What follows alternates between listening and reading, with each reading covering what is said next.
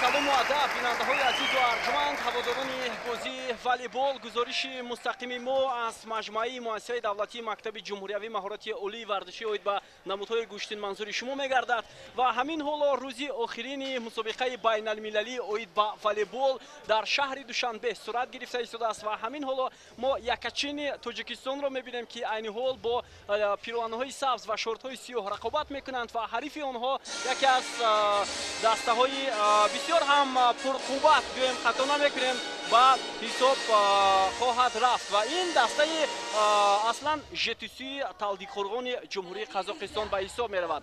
خب هیئت داوران را برای شما معرفی میکنیم. قبل از شروع رقابت علیدوست اولفتاєв داور درجه جمهوریوی است و داور اساسی در بازی امروزه و داور دوم رستم بزرگبویев داوری درجه جمهوریوی این بازی را داوری خواهند کرد و همچنین داورانی که در کانال‌ها فعالیت خواهند برد آنها با استثنای داوران کمک داور به حساب می‌روند که در لحظه‌های مبادا و لحظه‌های بحثناک هم این رقابت را شرح خواهند داد. خب دوستان ارجمند حریف تیم والیبال تاجیکستان امروز دسته ژتیسوی تلدی قرغان قزاقستان است. تیمی که در لیگ عالی قزاقستان بازی میکند. لیگ عالی این به اصطلاح لیگ یکم است در قزاقستان، چون که اونجا لیگ اساسی این لیگ ملی والیبال بازان قزاقستان به حساب میرود که اونجا 8 دسته بهترین رقابت میکند. در لیگ عالی هم 8 دسته بهترین قزاقستان از جمله تیم ژتیسو از تلدی قرغان که اونجا سال گذشته این دسته زینه سوم را کسب کرد و امکانی خط با لیگ ملی رو داشت، اما دسته نتوانست موفق شود.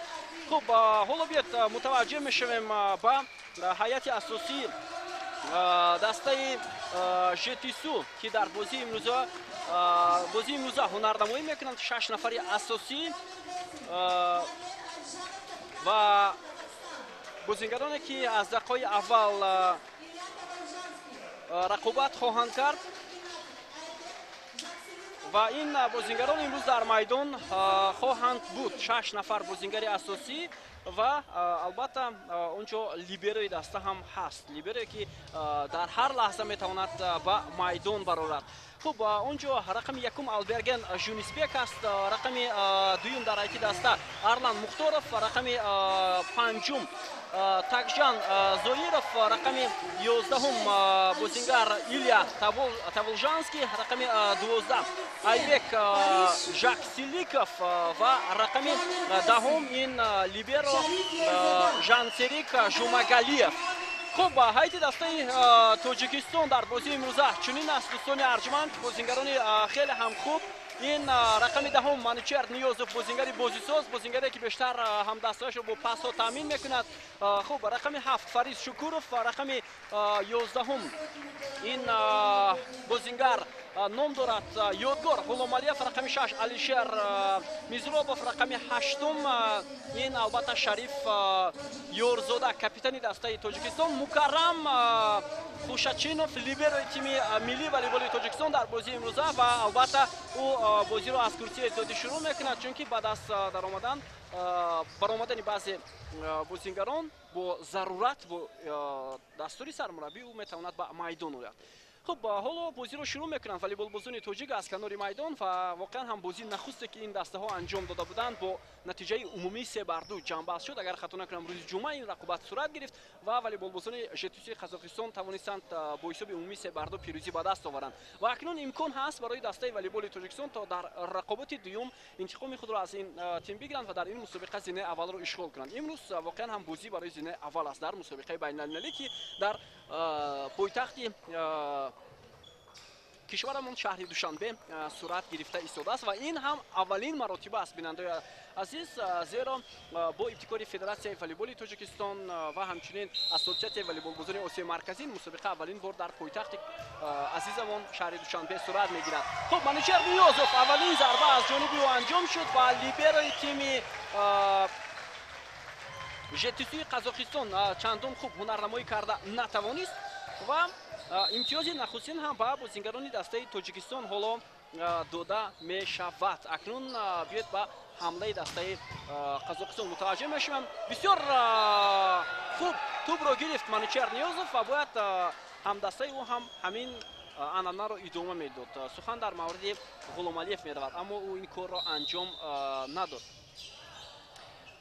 خب حساب 1-1 سیتی اولی رقابت و ما متوجه میشویم که حالا حمله دسته تاجیکستان چگونه انجام میشود. شریف یورزاده بود که تلاش کرد اما ضربه چندان خوب انجام نشد، پاس‌های کوتاه بود و اینجا بسیار ضربه خوب از جانب غلامعلیف. بازیگران تیم ژتیسو دفاع میکنند ولی بازیگران ما هم موفق شده نتوانستند. اندک اشتباه از سوی بازیگران دسته ژتیسو هم بود و علیشر میزروبوف بسیار عالی از منطقه ششم میدان و اینجا توپ در میدان است و داوران چی اشاره میکنند؟ بعضی داوران اوت میگن، مخصوصا داوری دوم اینجا اشاره میکنند که اوت با فایده دسته ژتیسوی قزاقستان.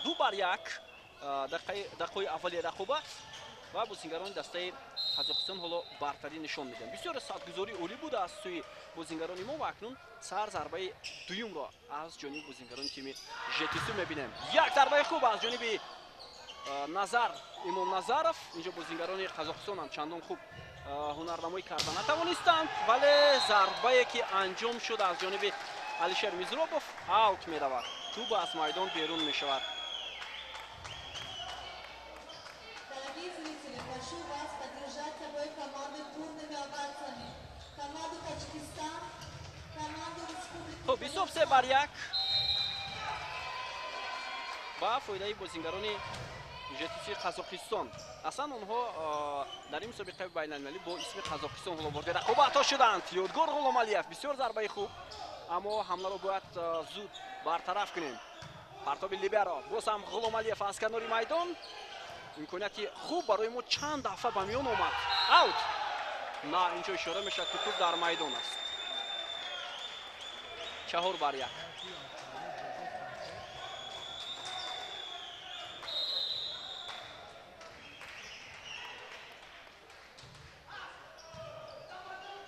Мукаррам Хушачинов хеле хуб тупро қабул кард ва инҷо имтиёзи дуюм ба нафи дастаи Тоҷикистон.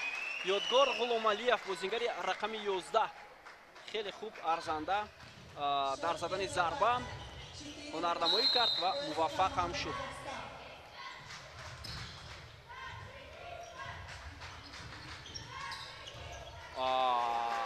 андаке нодуруст туп қабул карда шуд аз сӯи бозингарони дастаи якачини Тоҷикистон. Манучар Ниёзов буд. Аслан вазифаи ӯ қабули тӯпҳо ҳам нест, вале ба ҳар сурат дар ҳолатҳое ки муҳим аст ӯ ин корро анҷом медиҳад. тӯп аз майдон берун мешавад. 5-3, 3-5 аниқтараш. ҳоло бозингарони Қазоқистон бартарӣ нишон дода истоданд. Шариф Ёрзода бо тӯп. устоди варзиши ҷумҳурии Тоҷикистон оид ба намуди волейбол. қабули тӯп аз ҷониби ӯ на он қадар хуб анҷом нагардид. имтиёзи навбатӣ барои бозингарони тими Қазоқистон. ин ҳамон бозингари қоматбаланди дастаи Қазоқистон хост зарбаро сахттар иҷро кунад, аммо муваффақ нагардид. Арлан Мухторов маҳз зарбаи ӯ ва тӯб аз майдон берун мешавад.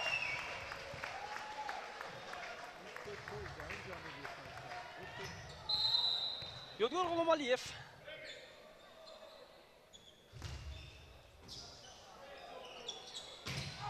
хеле зарбаи хуб, аут.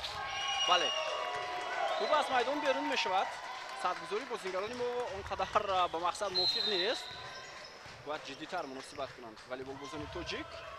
ду нафар инҷо Шукуров ва хато накунам Мизробов талош карданд ва инҷо паси кӯтоҳ ва зарбаи хеле ҳам сахту нишонрас аз ҷониби бозингари рақами 12 Айбек Жаксилибеков.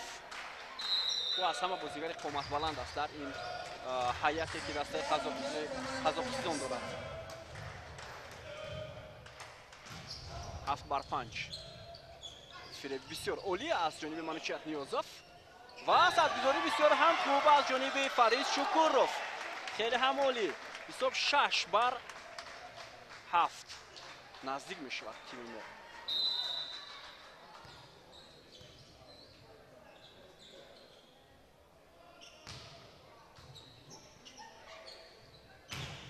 хеле зарбаи сахт ва инҷо Акберген Жунисбек ин зарбаро иҷро кард. бозингари 29-солаи дастаи ЖТС Қазоқистон. хуб, таймаути аввал ҳоло гирифта мешавад ва хотирсон мекунем ки дар ин мусобиқаи байналмилалӣ ки бо ибтикори Федератсияи волейболи Тоҷикистон сурат гирифта истодааст, аз Қазоқистон тими ЖТСУ, яъне клуби волейболи ЖТСУ аз шаҳри Талдихурдон ба ин мусобиқа сафарбар шуд ва чӣ тавре ки дар оғози гузориш гуфтем, ин даста дар лигаи олии Қазоқистон баромад мекунад. лигаи олӣ ин ба истилоҳ ҳаст дивизиони аввал ё худ дар мо аст лигаи якум. хуб, мусобиқаи асосӣ дар Қазоқистон барои унвони қаҳрамонӣ ва аз ҳама мусобиқаи сатҳи баландтарин ин лигаи миллии волейболбозони Қазоқистон аст ки онҷо 8 даста баромад мекунад ва ҳамчунин дастаи муваффақ дар мусобиқаҳои ё худ лигаҳои осиёӣ ҳам бозӣ менамояд. Акберген Жунисбек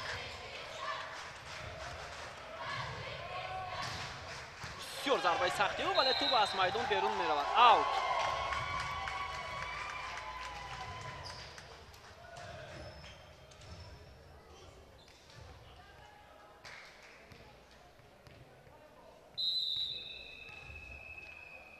Фарис Шукуров. Сардарбаи Фарис Шукуров дидем бисёр як блок ё худ садгузори олӣ аз ҷониби бозингарони мо ва имтиёзи навбатӣ ба фоидаи дастаи волейболбозони Тоҷикистон. 8-8.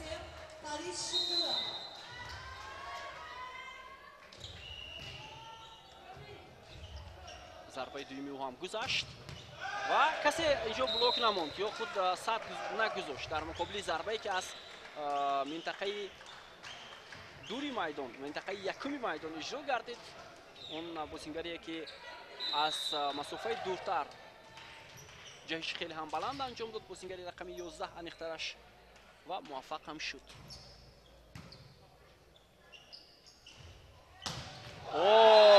Бисёр олӣ ва он ҳам ҳамлагар бозингари рақами 11 Ёдгор Ғуломалиев буд ки бубинед чӣ гуна хеле олӣ бозӣ кард ва ҷаҳиши ӯро бибинед ки на Ёдгор Ғуломалиев буд.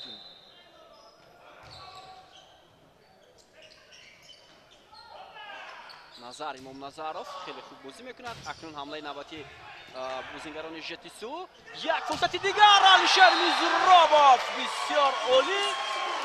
Воқеан ҳам аҳсан мегӯем. ҳисоб 10-9 бозингарони мо бартарӣ нишон медиҳанд. хеле зарбаи олӣ ва ин зарба аз минтақаи шашуми майдон анҷом мешавад. Аут. ҳисоб баробар мешавад. 10-10.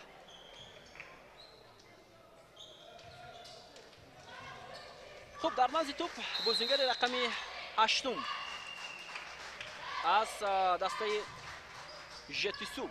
зарбаи ӯ ҳам аз тур гузашт ва хеле имконияти хуб барои бозингарони тоҷик ва бисёр ба мақсад мувофиқ.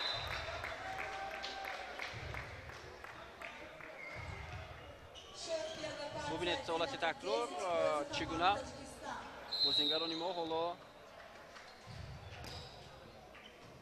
бартарӣ нишон дода истоданд. аслан бозингар рақами 11 дастаи ЖТСУ бисёр хафнок ҳам менамояд. бубинед чӣ гуна бо дасти чап ӯ зарбаҳоро иҷро мекунад. инҷо зарбаи задаи ба дасти бозингарони мо бархӯрд. ин Илия Таволжановский ва бо як фиреб зарбаи худро анҷом дод ки туп ба дасти Ғуломалиев расид. бозингари тими якачини Тоҷикистон Мизробов бисёр олӣ ва бубинед ки як эҳсосоти баланд аз сӯи бозингари рақами 6 дастаи мо дида мешавад. боз ҳам бартари бозингарони мо бо тафовути як имтиёз дида мешавад.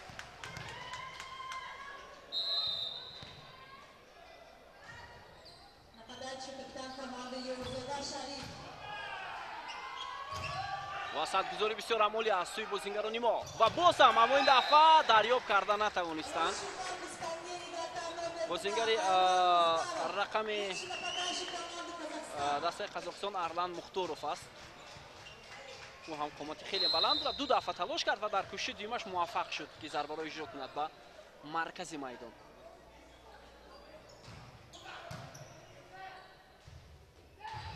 идомаи ҳамлаи бозингарони тоҷик вале зарба ба аут меравад. акнун бозингарони ЖТСУ пешсаф мешаванд 13-12.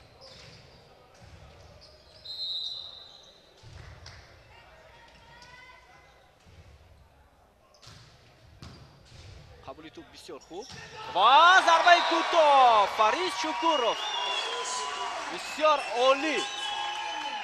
бозигузорӣ хеле ҳам хуб. 13-13.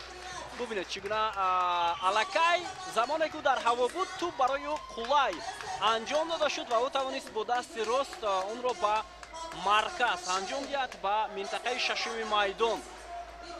бозингар иваз мешавад дар ҳайати дастаи мо. Комрон Бобобекзода ҳоло ба майдон меояд таҳти рақами 5.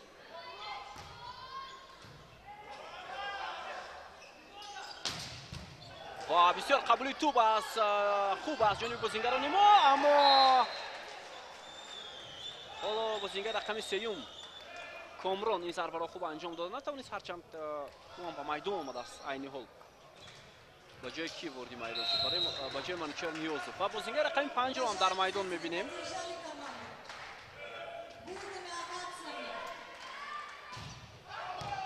ضربه ایلیا بازیگر دسته ژتیسو ایلیا تاولژانسکی این بازیگر 1 متر و 98 سانتی متر قد دارد 22 ساله است میسروبوف باز هم پرتوپای کوتاه و این دفعه از جانب بازیگران دسته قزاقستان ایبک ژاکسیلیکوف بازیگر رقم 12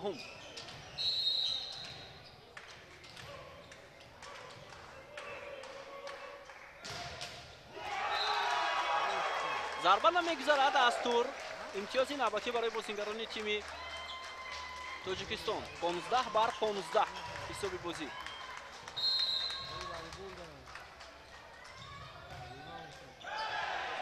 و اینجا بختی ما هم میخندد نمیخندد خب دقیقه تکنیکی حالا با هر دو دسته 16 بر 15 ما قفا هستیم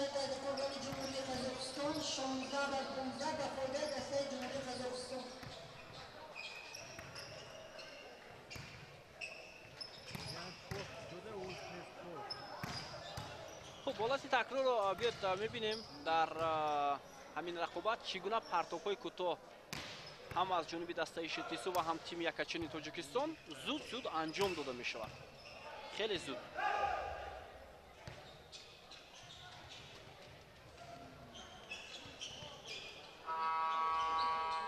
حالا دسته ها بعد از دقیقه تکنیکی زود به میدان برمیگردند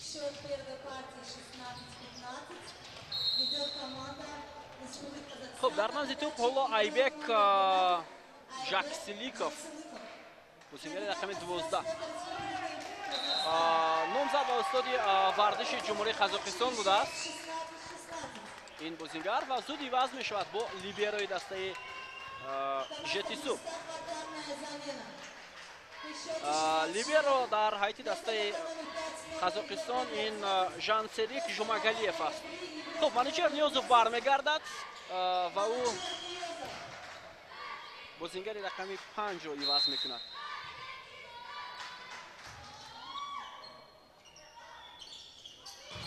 ایلیا و امکانی برگرداندن ضربه بود الیشر میزروبوف حالا میتوانست این کار را انجام دهد اما موفق نگردید باز هم با تفاوتی یک امتیاز بازیگران دسته ژتیسو برتری نشان میدهند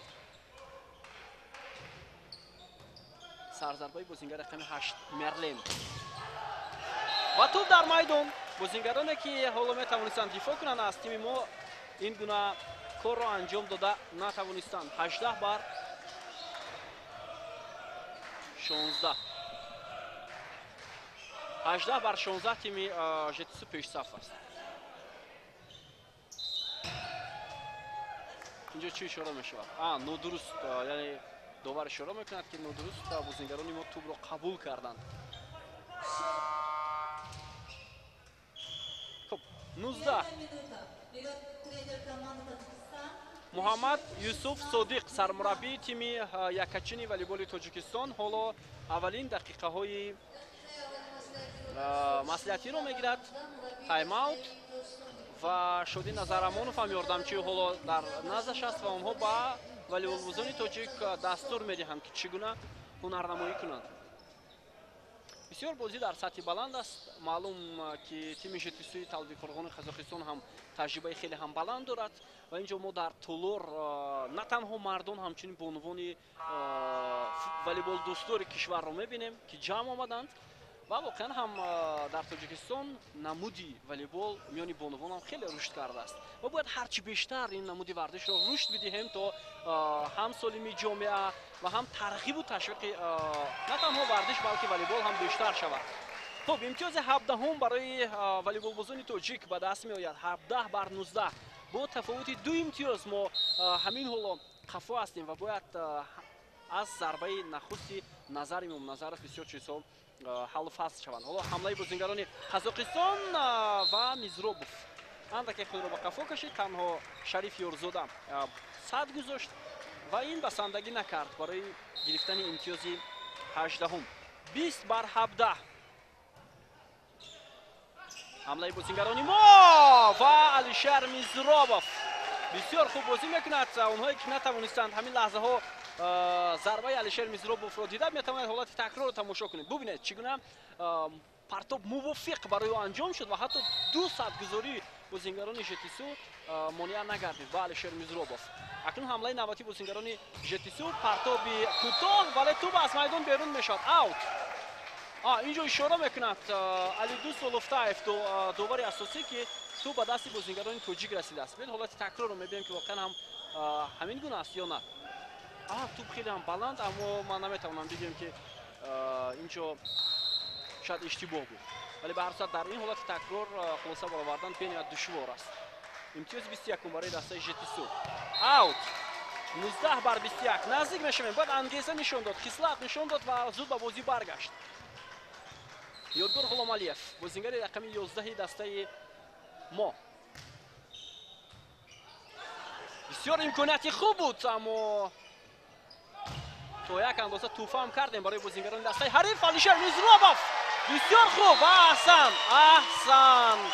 ҳарчанд ман гумон кардам ки дар қабули тӯб дар поёни тури майдон бозингарони мо иштибоҳ карданд. биёед ҳолати такрорро мебинем, аммо ин тавр набудааст.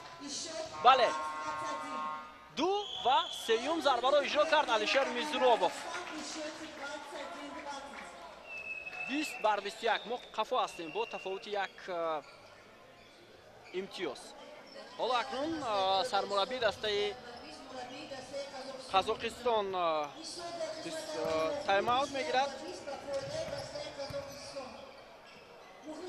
бояд ёдовар шавем ки дастаи ЖТСУ-и Қазоқистонро яке аз мураббиёни муваффақи волейболи ин кишвар ҳоло роҳбарӣ карда истодааст ва ӯ ин дастаро солиёни зиёд аст ки роҳбарӣ мекунад.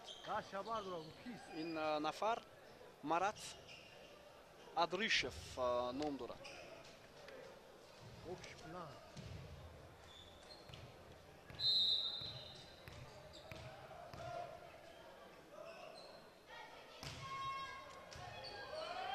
боз ҳам бояд сад гузоранд бозингарони мо, вале дарёб карда натавонистанд. Айбек Жаксиликов бозингари рақами 12 дастаи Қазоқистон кӯтоҳ зарбаро хеле хуб анҷом дод ва зиёдтар бозингарони ЖТСУ агар аҳамият дода бошед зарбаҳои кӯтоҳ анҷом медиҳанд.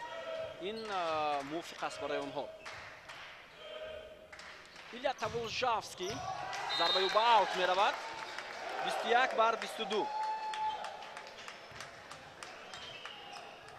илия асам бозингари ҷавонтарӣ нест дар айти дастаи ЖТСУ. Элнур Шамки бозингари рақами 4 ки дар курсии эҳтиётӣ аст. ӯ ҷавонтарин бозингари ин даста аст ки соли таваллудаш 2001 мебошад. ай сарзарбаи Алишер Мизробов аз майдон берун мешавад, яъне аут.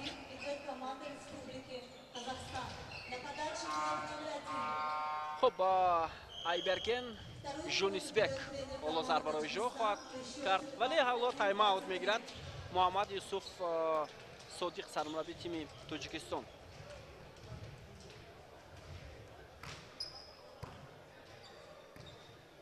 Марат Адришев ҳам ҳоло дастур медиҳад ба шогирдонаш. хотиррасон мекунем ки дар толдори имрӯза сафири ҷумҳурии Қирғизистон дар Тоҷикистон ҳам барои тамошои ин бозӣ омадааст, барои дастгирии тими волейболбозони ЖТСУ-и Қазоқистон ва маълум мешавад ки ин ба рӯҳияи бозингарони ЖТСУ ҳам ҳоло метавонад таъсир расонад.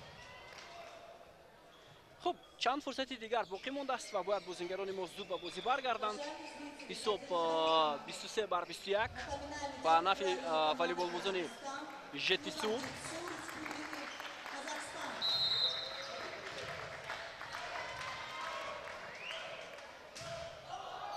аут. имтиёзи 22 барои шогирдони Муҳаммад Юсуф Содиқ.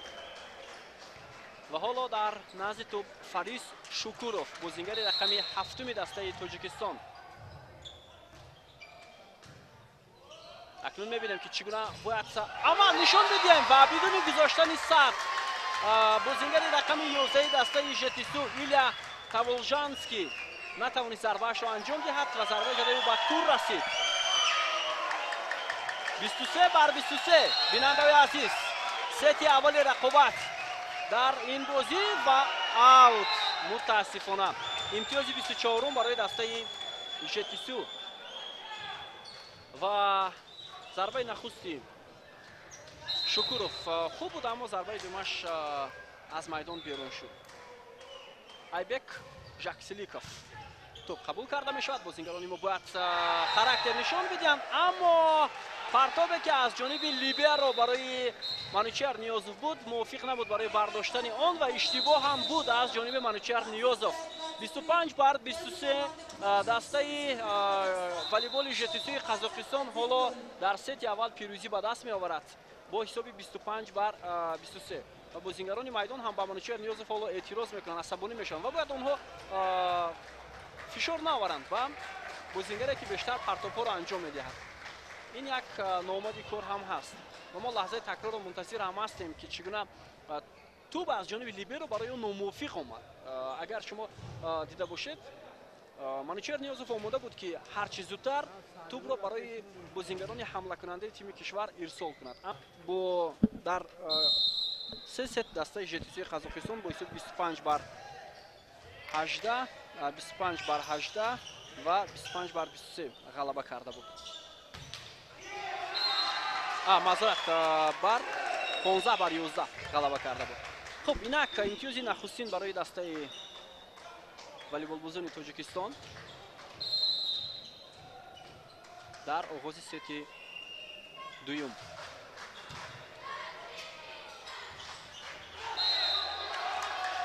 ضربه به تور رسید 2 بر 0 والیبال بازان ما پیشرفت میشوند.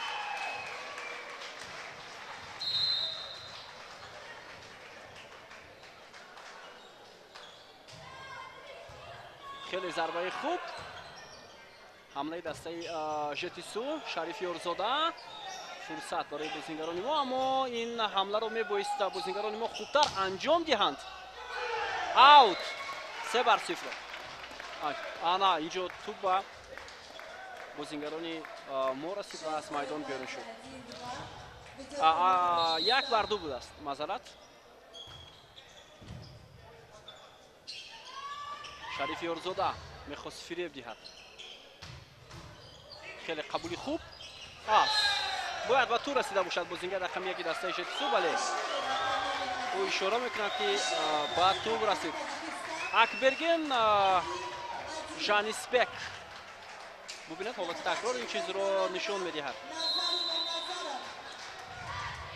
در نزد توپ نظر امام نظرов بازیگر رقم 2 و حالا ضربه او اینجا بسیار سرگذاری عالی از جانب علیشر میزروبوف.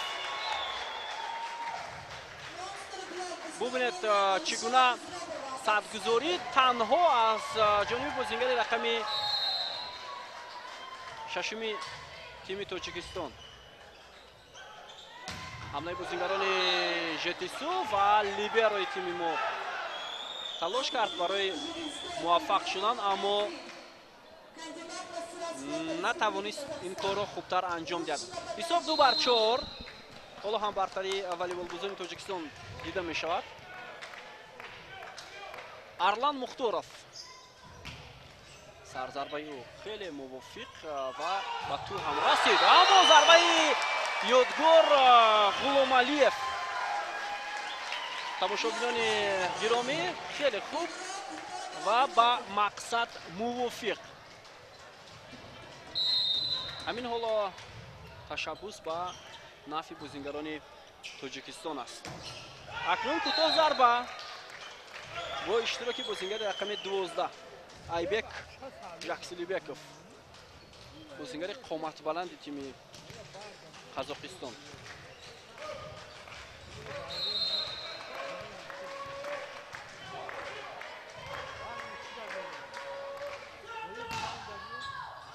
لیبر تیم ما توپ را قبول کرد. حالا ادامه حمله را می‌بینیم.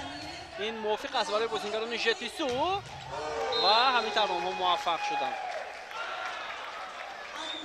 حساب برابر می شود 4 بر 4.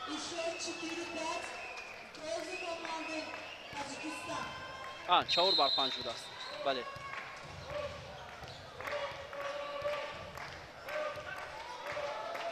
ایلیا تاولژانسکی بازیگری که گفتم 1 متر و 98 سانتی متر قد دارد. اوت با فایده دسته ما.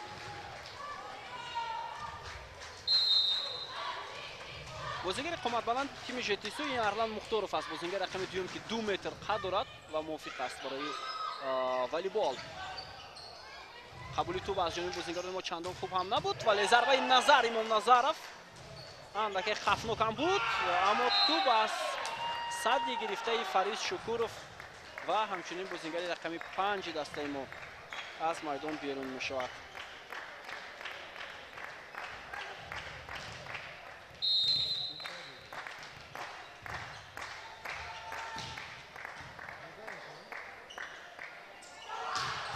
خیلی ضربه سخت علیشر میزروبوف بود. اکنون فرصتی نوبتی برای بازیگران ما. یادگار غلامعلیف اما اندکی دیرتر جهید بازیگر رقم 11 و این خاطر موفق شده نتوانست.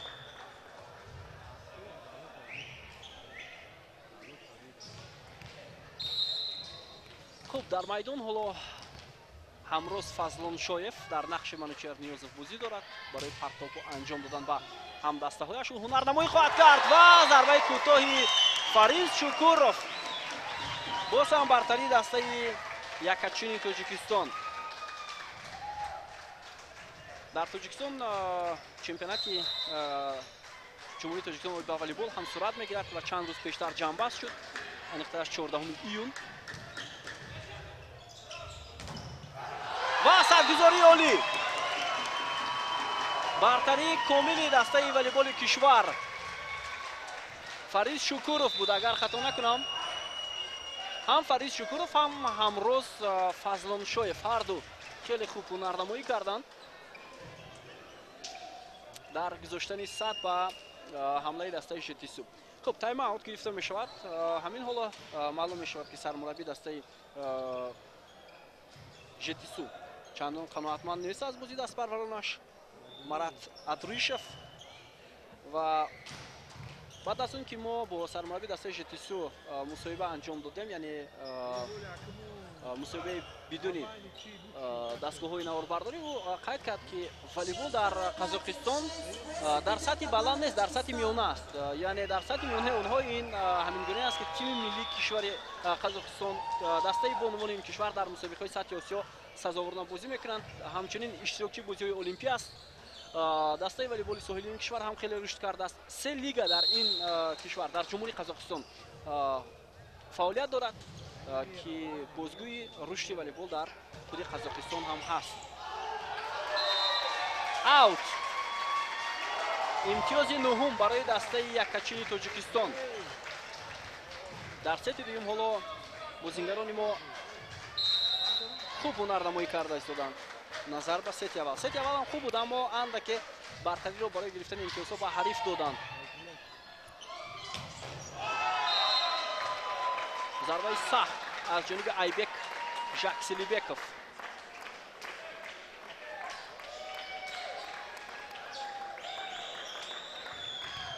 خیلی بلند جهید این بازیگر و دیدیم که چگونه موفق هم شد.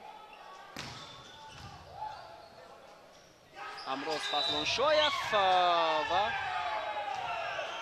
توپ را نادرست قبول کرده است و این خاطر 2 امتیازی پای هم دسته ژتیسوی قزاقستان میگیرد. 8 بر 9.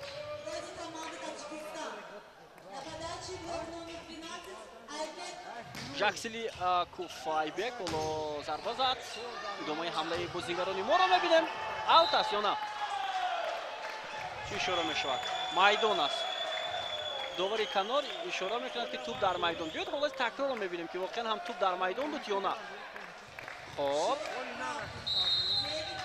فکر میکنم در میدان بود توپ.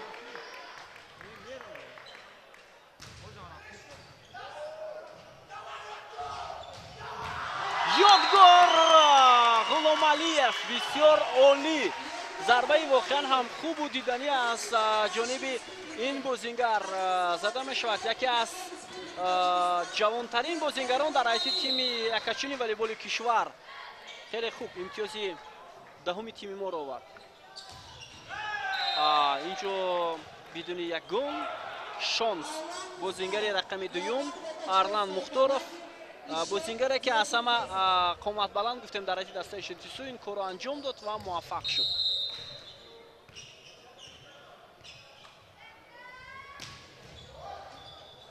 ادامه حمله بازیگران تاجیکستان. نظر امام نظرов خیلی عالی. بسیار عالی.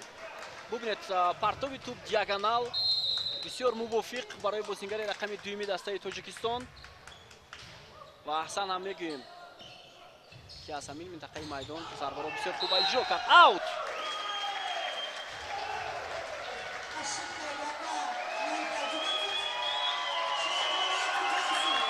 حساب 12-10 امروز فصلان شد در اکران های ما و شما. بازیگر رقم پنجمی تیم والیبال کشور. باز یک سرگذاری دیگر لازم است برای بازیگران تاجیکستان، اما ببینید که بازیگر رقم 11 دسته ژتیسو ایلیا تاولژانسکی ضربه ها رو با دست چپ برعکس اجرا میکند و همون منطقه‌ای که مشکل است برای او زدن ضربه.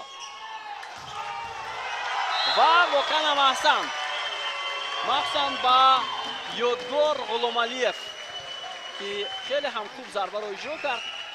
احسن آفرین.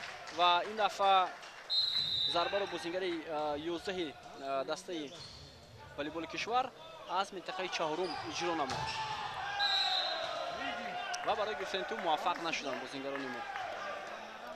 کاپیتان دسته والیبال کشور اعتراض دارد که از خط گذشت بازیگر دسته ژتیسو، ولی داور اشاره کرد که بعد به زمین افتادن توپ بود این چیز.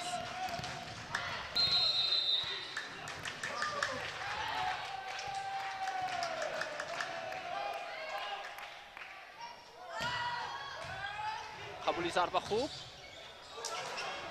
یادگار غلامعلیف و بسیار مشکل بود برای او. والا با میزی داوران برخورد. حساب 13-13.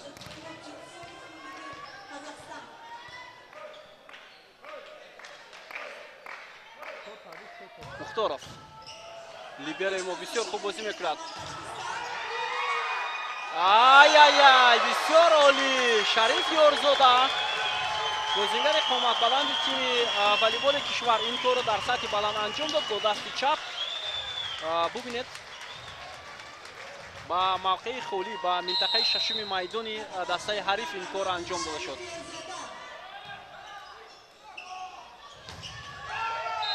بدون یگان شانس ضربه اکبرگن جونیسبک در میدان است.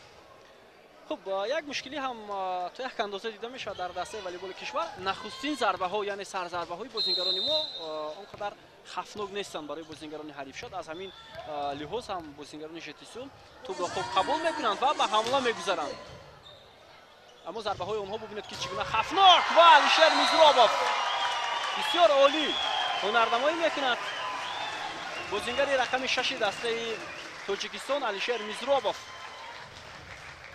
در گزارش‌های قبلی هم گفتم که قسم زیادی بازیگران دسته والیبال کشور از تیم‌های دوشنبه هستند و تنها 3 نفر از ولایت مختار کوهستان بدخشان.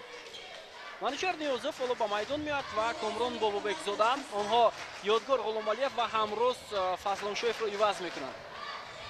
تغییرات‌های پیهم در دسته والیبال کشور.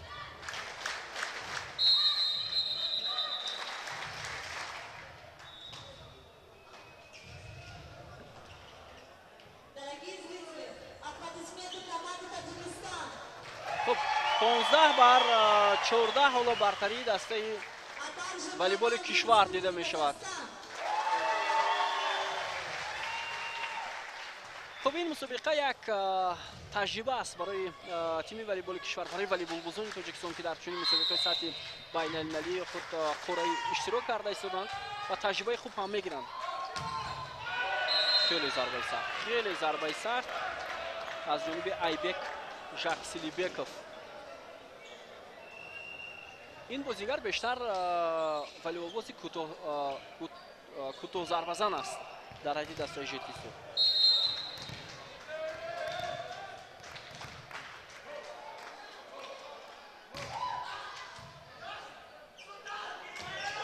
و کوتاه ضربه فرید شکوروف هم خیلی خوب بود، هرچند دستش به توپ چندان نچسبید اما امتیاز آورد.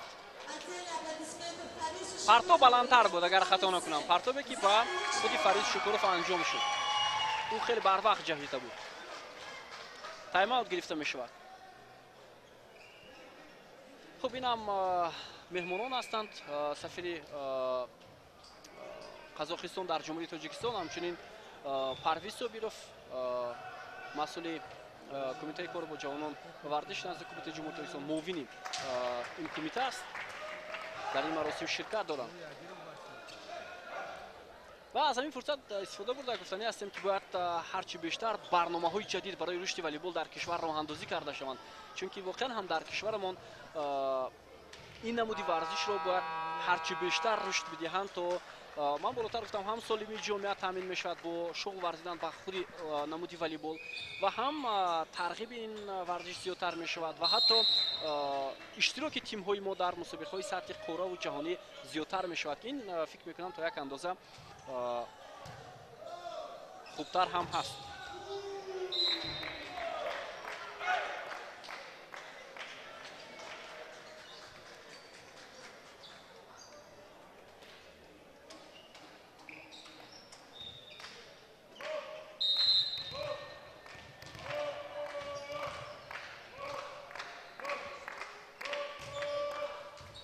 برابر است 16 بر 16. ادامه حمله از جانب بازیگران ما اونقدر موفق نبود. اکنون حمله دسته ژتیسو و امتیاز 17 برای دسته تاجیکستان. کامران بابوبکزاده از تیم تاجیکستان خیلی خوب صد گذاشت. یگان نفر حالا در مقابل ضربه بازیگر رقم 11 دسته ژتیسو مقابلت نشان داده نتوانست.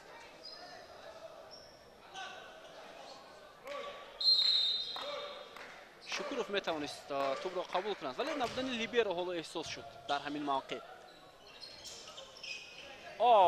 اینجا فریبی علیشر میزروبوف چندان با مقصد موافق نبود و اوت. 18 بر 17. اصلا بازیگری که در تیم تاجیکستان قامت پست‌تر دارد این بازیگر رقم 10 است. منوچهر نیاز ولی او نقش‌های دیگر را دارد، پرتاب‌ها انجام می‌دهد. ولی همین حالا با جای او بازیگر رقم 5 همروز فضلان شایف آمد و یادگار غلامعلیف باشد با جای بازیگر رقم 3 وارد میدان شد. بسیار عالی، بسیار عالی. 19 بر 17. شادی نظرامانوف یاردمچی سرمربی تیم والیبال کشور.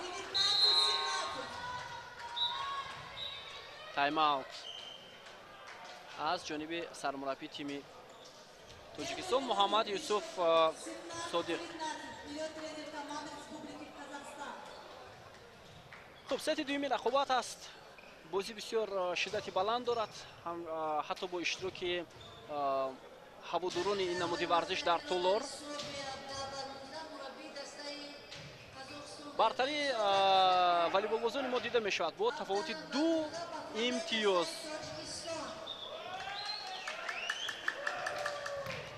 لحظه های گلچین کرده شده در ست دومی رقابت حالا برای ما و شما تکرارا نمایش داده می شود. ببینید از کامبیناسیون های زیبا، از حمله های خوب بازیگران هر دو جانب حلاوت برید. خب اینک حالا متوجه میشیم به نخستی ضربه فضلان شایف انجام شد акнун ҳамлаи бозингарони жетису фурсати бисёр мувофиқ барои бозингарони тоҷикистон зарба ва туп ба аут меравад. Алишер Мизробов беҳтарин имконият буд барои гирифтани имтиёзи 20, аммо зарбаи Алишер Мизробов аз майдон берун шуд. идомаи ҳамлаи бозингарони мо кӯтоҳ зарба ва Шариф Ёрзода андаке дертар имтиёзи 20-ро овард барои тими мо ва воқеан ҳам дар кӯтоҳ зарба хеле хуб буд.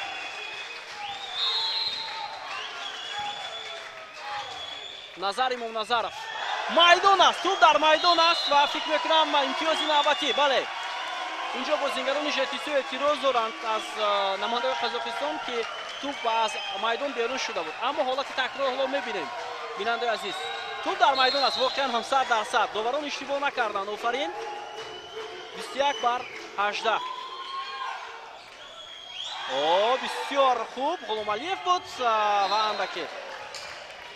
андаке либерои тими мо Мукаррам Хушачинов дертар пай буд ки зарба ба ҳамон мавқеъ иҷро карда мешавад. баъд аз расиш ба дасти Шариф Ёрзода. хуб 19/21.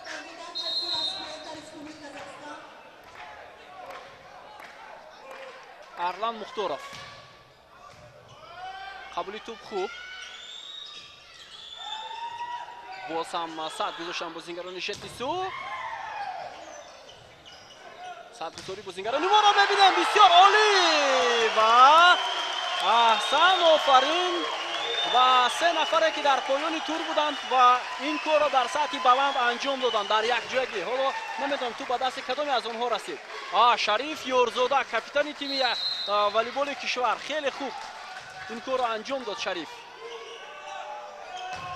боз ҳам садгузори олӣ ва имтиёзи 23 барои дастаи якачини волейболи кишвар.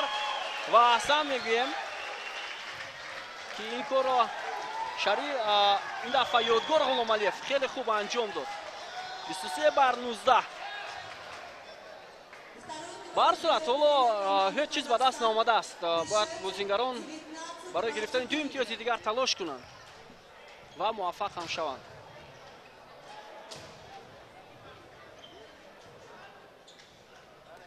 ва шумораи ҳаводорон хеле зиёд аст дар толор. ҳоло таймаути навбатӣ буд. Муҳаммад Юсуф Содиқ сармураббии тими волейболи Тоҷикистон дастур медиҳад ба бозингарон. мураббии Афғонистон аст ки инак соли дуюм дар тими волейболи кишвар фаъолият дорад.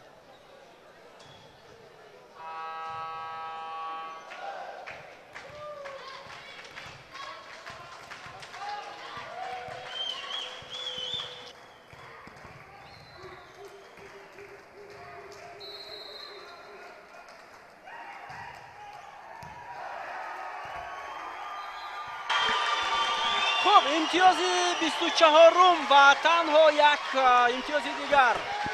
ست پوینت با اشتراک دسته یکچین تاجیکستان. شریف و این دفعه ضربه او از میدان بیرون می شود.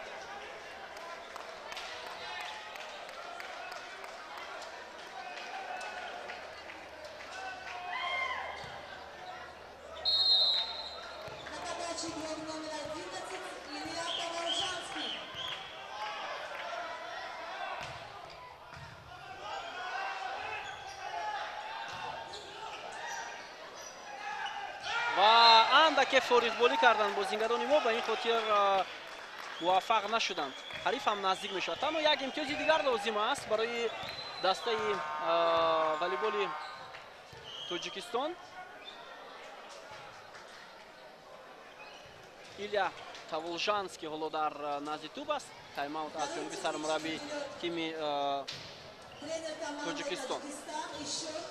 خب ما در گزارش‌های قبلی هم گفتیم و حالا هم میگوییم که باید به نمود والیبال توجه خیلی و خیلی زیاد کرده شود، چون که همین حالا در مقیاس جمهوری مکتب‌های کودکان و نورسان والیبال خیلی کم شمار هستند، خیلی کم به نظر میرسد و ساختارهای وابسته به رشد نمودهای ورزش در کشور، چون همیشه кумитаи кор бо ҷавонон ва варзиш бояд барномаҳои ҷадид дошта бошад ки ин намуди олимпия аст. бинандаи азиз, дар кишвари мо хубтару беҳтар ба роҳ монда шавад. бовар мекунед дар бозиҳои олимпӣ, дар мусобиқаҳои қаҳрамонии осиёву ҷаҳон дастаҳое иштирок мекунанд ки онҳо хеле рушд карданд. бояд замина гузошта шавад барои ин намуди варзиш, то ҳам дастаи мардонаи мо, ҳам дастаи бонувони мо дар ин мусобиқаҳо ширкат кунанд. хуб, имтиёзи 25-ум ва пирӯзӣ дар сети дуюм ба нафи тими Тоҷикистон аст ё на? ҳоло ба назди довар мераванд барои эътироз ва ҳамин тар 25 бар 21 дастаи волейболи Тоҷикистон ҳоло дар сети дуюм пирӯзӣ ба даст меоварад. Олуфтаев Алидус, довари дараҷаи ҷумҳуриявӣ, ҳоло ишора мекунад ба бозингарон ва мураббии дастаи ЖТСУ ҳам ҳоло ишора мекунад ки эътироз зиёд мешавад ба доварон ва онҳо ишора мекунанд ки барои чӣ садои штаки довар баланд шуд. ва инҷо ҳоло имтиёз баргарон, яъне гирифта мешавад имтиёзи 25-ум аз тими мо. хуб, доварон Рустам Бозорбоев ва Алидус Олуфтаев ҳам ҳоло машварат мекунанд бо ҳам. бозингарони мо бошанд зуд ба ҷои худ бармегарданд ва акнун шояд навбати эътирози бозингарони мо расидааст. Шариф Ёрзода, капитани дастсоло, эътироз мекунад.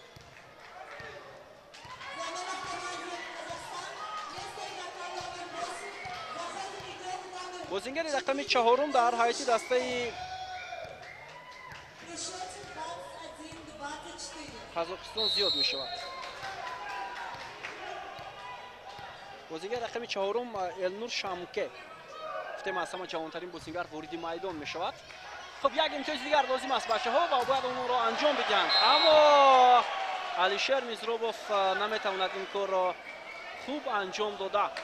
наздик мешаванд бозингарони тими ЖТСУ. 22 бар 24. партоб ҳам мувофиқ набуд барои Мизробов. Илия Таволжанский ва аут! 25 бар 22.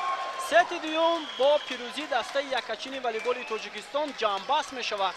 ҳисоб 1 бар 1.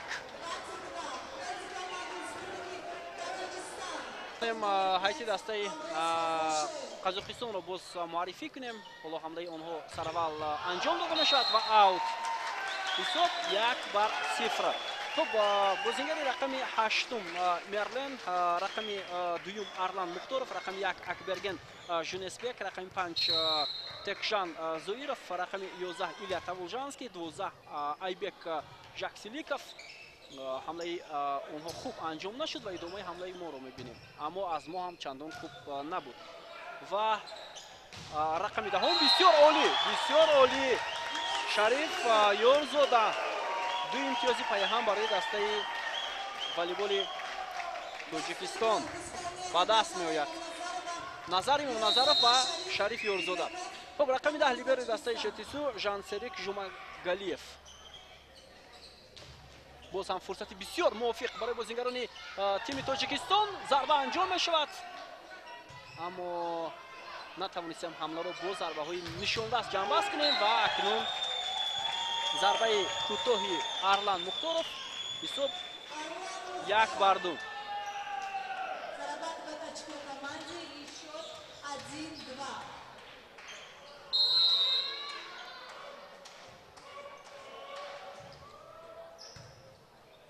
ҳоло идомаи ҳамлаи дастаи мо ва Ёдгор Ғуломалиев. хеле зарбаи хуб, либеро хуб бозӣ кард ва инҷо ишора мешавад ки тӯб ду маротиба ба Ғуломалиев расидааст. бале, замоне ки тӯб аз дастони ӯ канда шуд, тӯб ба сараш расид ва баъдан бозӣ идома кард ду дафъаи дигар. агар маротибаи дуюм бозингарони мо тӯбро аз тур мегузаронданд, ин амал анҷом намешуд. ҳисоб баробар мешавад 2 бар 2. бисёр олӣ ва ин ҳам Ёдгор Ғуломалиев буд ки ин дафъа зарбаи худро хеле хубу мувофиқ анҷом дод.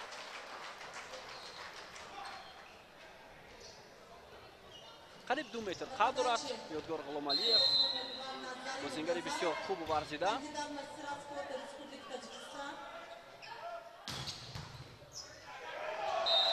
либеро тӯбро гирифт. Бояд Шарифи Ёрзода ҷиддитар барои гирифтани қабули тӯб муносибат мекард ва метавонист ҳамлаи мо идома кунад.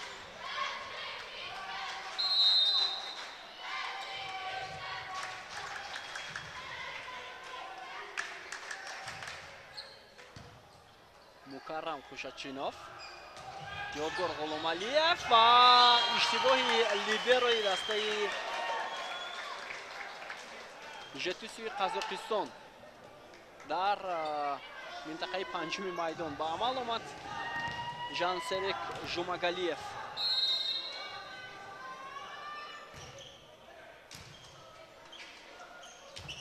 аут. бартарии бозингарони Тоҷикистон ҳоло хеле зиёд ба назар мерасад. мавқеи худро ишғол мекунанд бозингарони мо.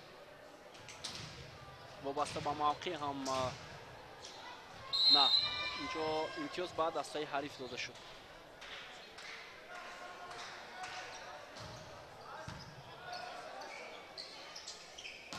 алишер Мизробов пасҳо ба ӯ чандон хуб анҷом намешаванд.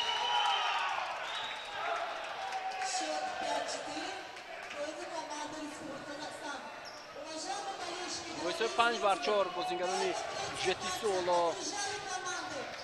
бартарӣ нишон дода истоданд.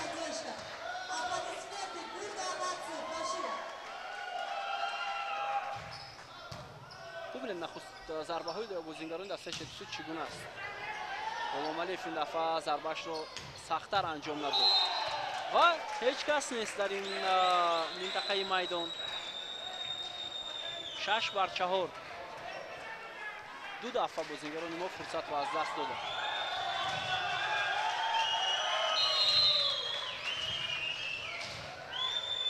Арлан Мухторов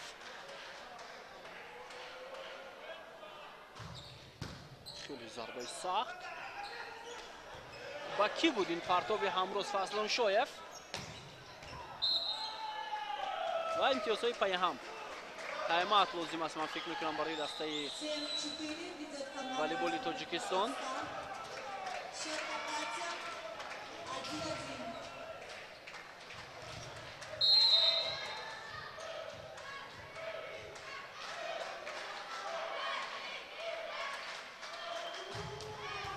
хеле зарбаи сахт. Назар Имом Назаров ин ҳолатро қабул кард. тӯб дар майдон аст. 8-4 ва акнун дақиқаи машваратӣ гирифта мешавад аз ҷониби мураббиёни тими волейболи Тоҷикистон.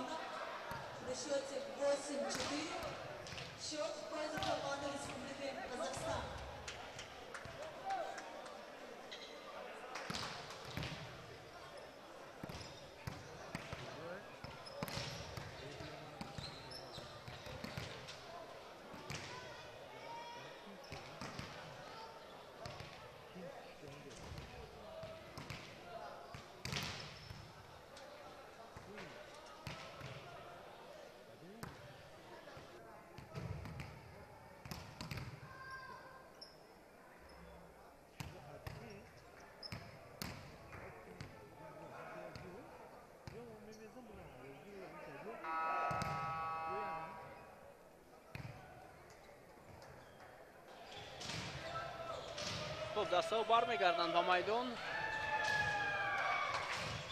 تفاوت 4 امتیاز رو در بر میگیرد.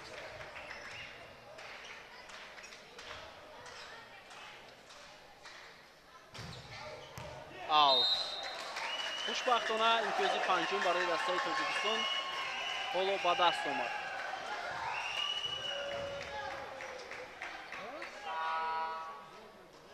بازیگر عوض می شود. منوچهر نیوزوف با جای همروز فضلانشوی به میدان می آید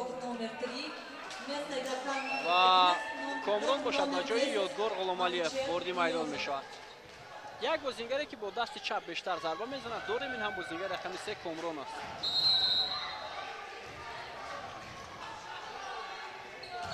کوتاه ضربه و بازیگران جتیسو موفق می شوند. با حساب 9-5.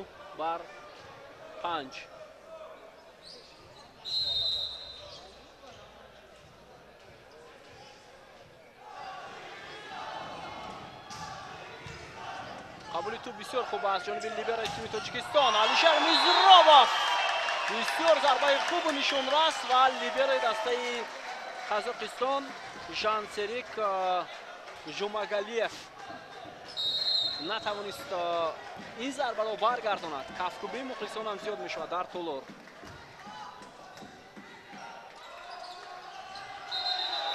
اشتباه از جانب بازیکنان ژتیسو. 7 بر 9. 7-9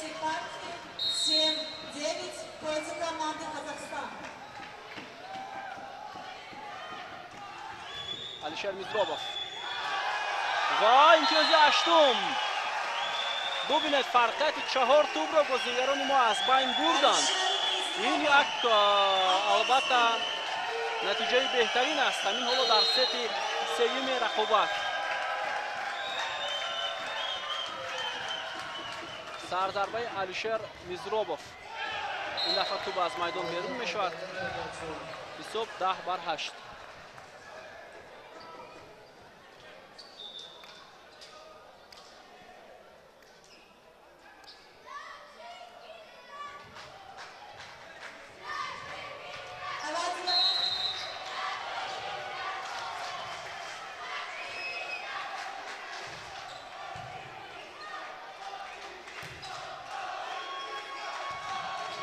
اونقدر موفق نبود برای زدن ضربه یا به دست آوردن امتیاز. اکنون باید موفق تر باشد همه چیز. علیشر میزرابوف ولی نتوانست. باز هم اندکی برتری بازیکنان قزاقستان دیده می شود. Счет третьей партии 11-8 ведет команда Казахстан.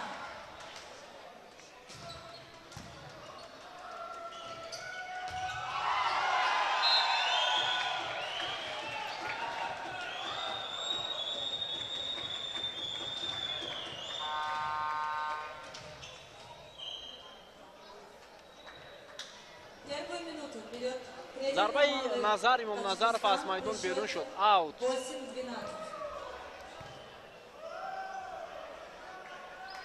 محمد یوسف صدیق حالا دستور داده است است با دست پرورانش که باید چگونه هنرنمایی کنند.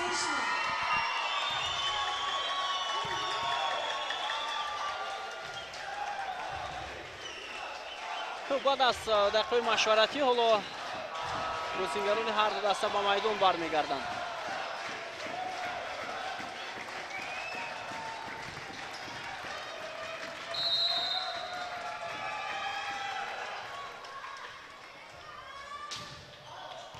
اوت.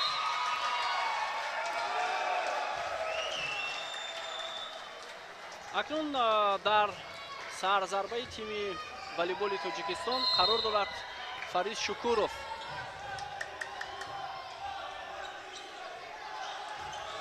آی آی آی در مرکز کسی نیست در منطقه ششم میدان. با این خاطر بازیکنان ژتیسو امتیاز نوبتی خود را مفت به دست آوردند.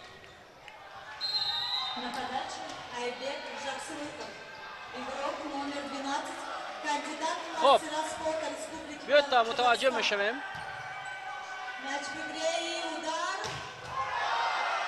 حمله دسته ما به نتیجه و امتیازی نوبتی.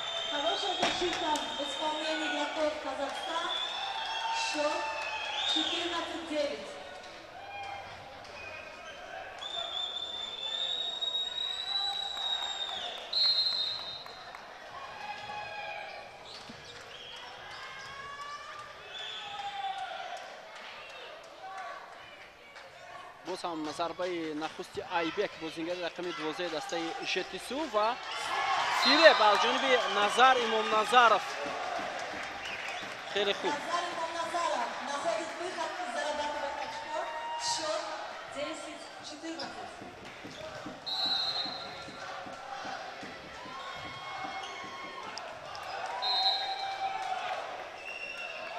اوت.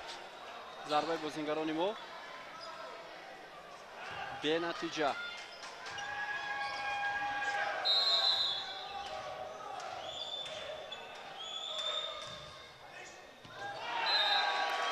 қабули туп чандон хуб нест. бо тафовути 6 имтиёз ҳоло дастаи Напоминаем, после Қазоқистон завершения пешсаф мешавад. награждения команд. خب اینجا اشاره می شود که بعد از انجام همین قوازمایی باز مراسم سپردن جایزه ها و دسته های غالب در این مسابقه بین المللی که در دوشنبه جریان دارد صورت می گیرد.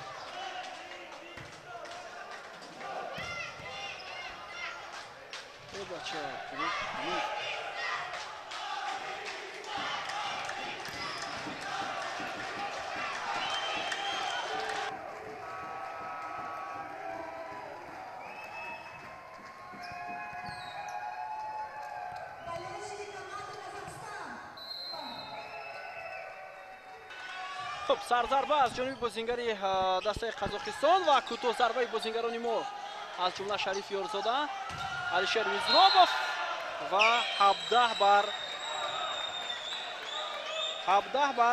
10.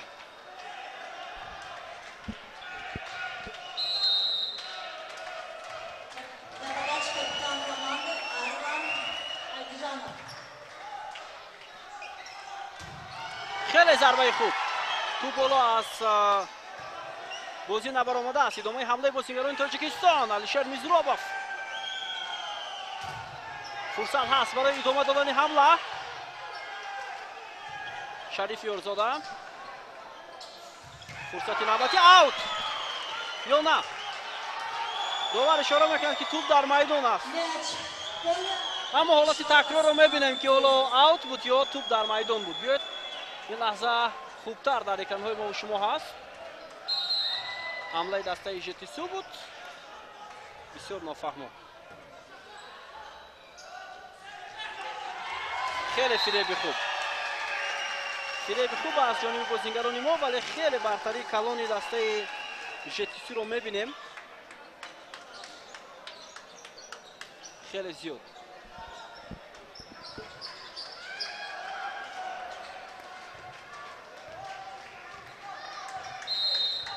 نظر امام نظرов. واه بسیار ضربه خوب از جانب بازیگری رقم دومی دسته ژتیسو. بازیگری کوتاه ضربه‌زن ارلان مختارов. خیلی خوب این کار رو انجام داد. Ведет команда, тренер команды Казахстан по счету 11-19. تمام بازیگران دسته ژتیسوی قزاقستان نامزد به استاد ورزش و والیبال هستند در قزاقستان.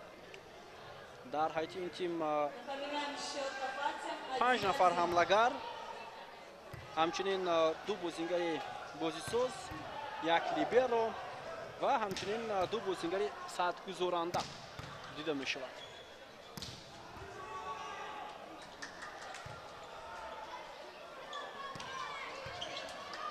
خب با تفاوت 8 امتیاز بیشتر برتری دارند بازیگران تیم ژتیسو.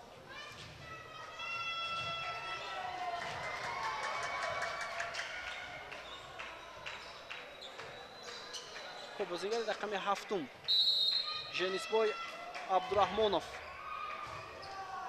بازیگری حمله کننده دسته ژتیسو قرار گرفت. میبایست حمله ما خوبتر انجام شود اما به نتیجه و اوت. توپ از میدان بیرون می شود. با وقتی ما هم امتیازی 12 به دست آمد چون در این لحظه بازیگران ما صد گذاشته نتوانستند. تنها ضربه بازیگری دسته ژتیسو به تو رسید و از میدان بیرون شد یعنی اوت. خب فرید شکر فالو با میدان میاد. بازیگری واسه در حیات دسته تاجیکستان ولی او تنها صد گذاشت که این با امکانیت نوبتی تیم ما دکه نخورد.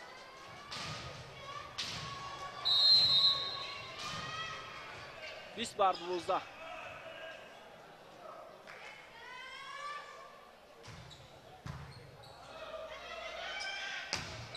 اوت.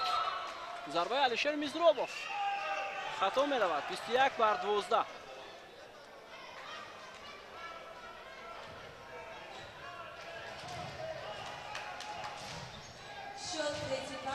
1-12 ведет команда Республики Казахстан. Арлан Мухторов.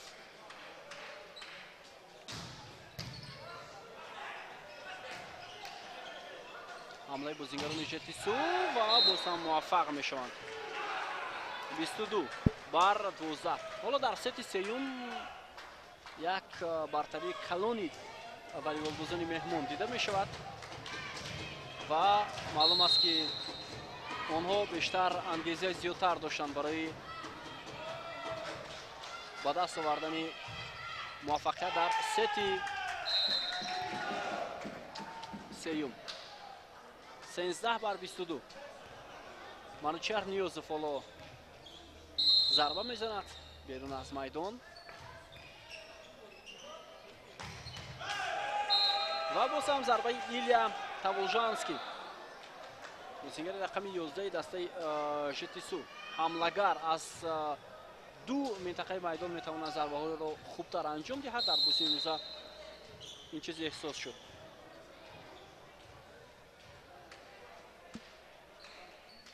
خب 23 بر 13 حمله بازیگران ما فریب چندان با مقصد موافق نبود و امتیازی 14 بر 23 برای تیم قزاقستان. دو امتیاز کفایت است تا در ست سوم غلبه کنند و برای دسته ما باشد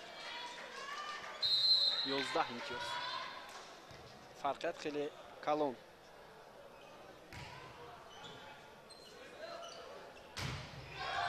خیلی سرگذاری خوب.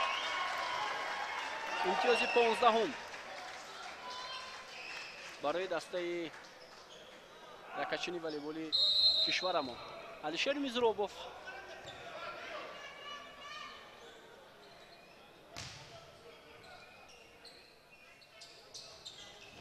امکانی بسیار موفق اما نتوانستیم در همین لحظه ها موفق باشیم.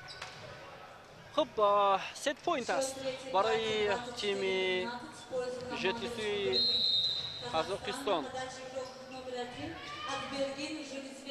البرگین ژنیسبک ضربه او از میدان بیرون می شود. 16 بر 24. خب برای اون که در ست سوم ما امتیازها را فرقیت زیاد امتیازها را از بین بریم باید یک دو سه امتیاز دیگر گرفتن لازم است. برای کامبک آنقدر شاید باور نیست ولی برای گرفتن امتیاز البته هست. فریب خوبی علیشیر میزروبوف 17 بر 24.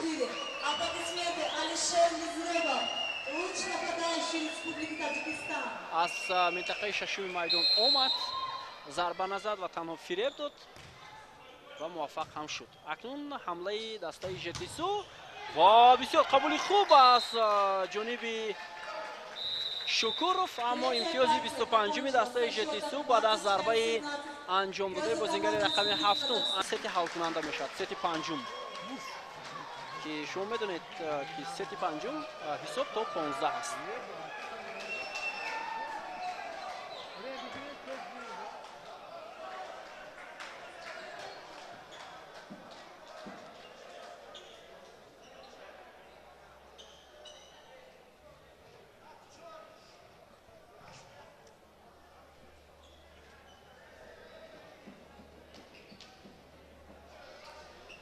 خب حالا لیبرو در دسته تاجیکستان با میدان میاد. مکرم خوشچینوف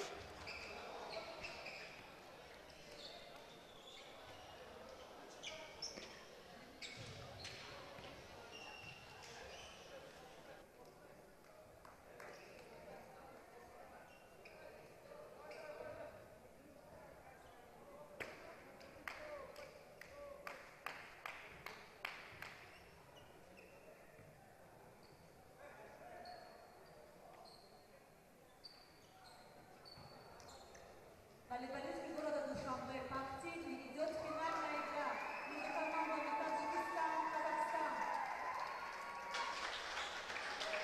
خب ادامه گزارش مستقیم ما دوستان ارجمند از بازی دسته های ژتیسوی قزاقستان و تاجیکستان در مسابقه بین المللی.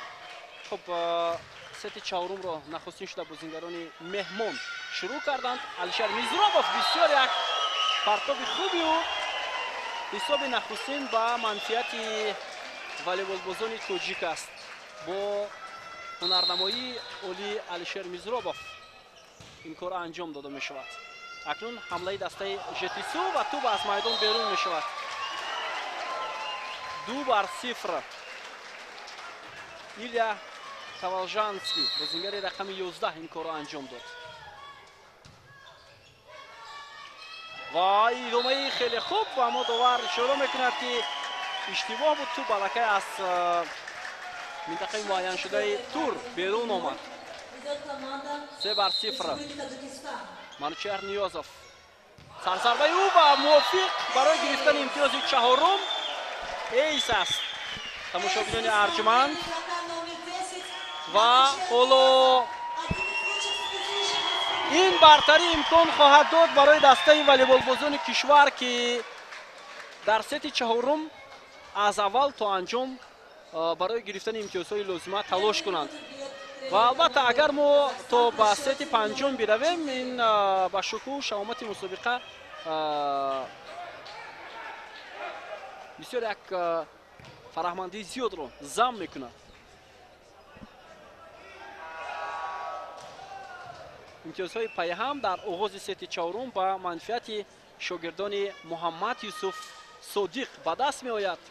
ва ҳоло мебинем ки рақобат чӣ гуна сурат мегирад.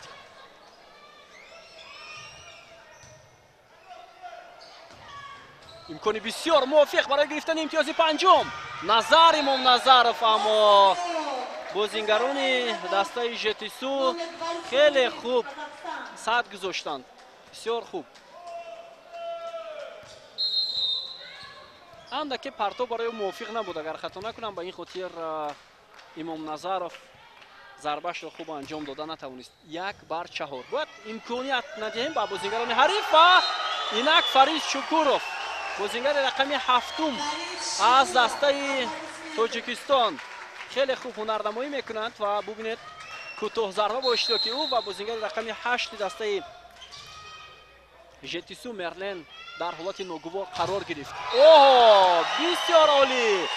Алишер Мизробов 2 имтиёзи пайҳам барои волейболбозони Тоҷикистон. 6-1. зарбаи бозингари рақами 11-ро маҳкам кард. акнун ҳамлаи бозингарони Жетису. фиребро бояд гирифт. бале, либеро бисёр олӣ бозӣ мекунад. ай, Назар Имомназаров хеле тезтар ҷаҳид. ба ин хотир ин ҳамла барои тими мо ба мақсад мувофиқ набуд.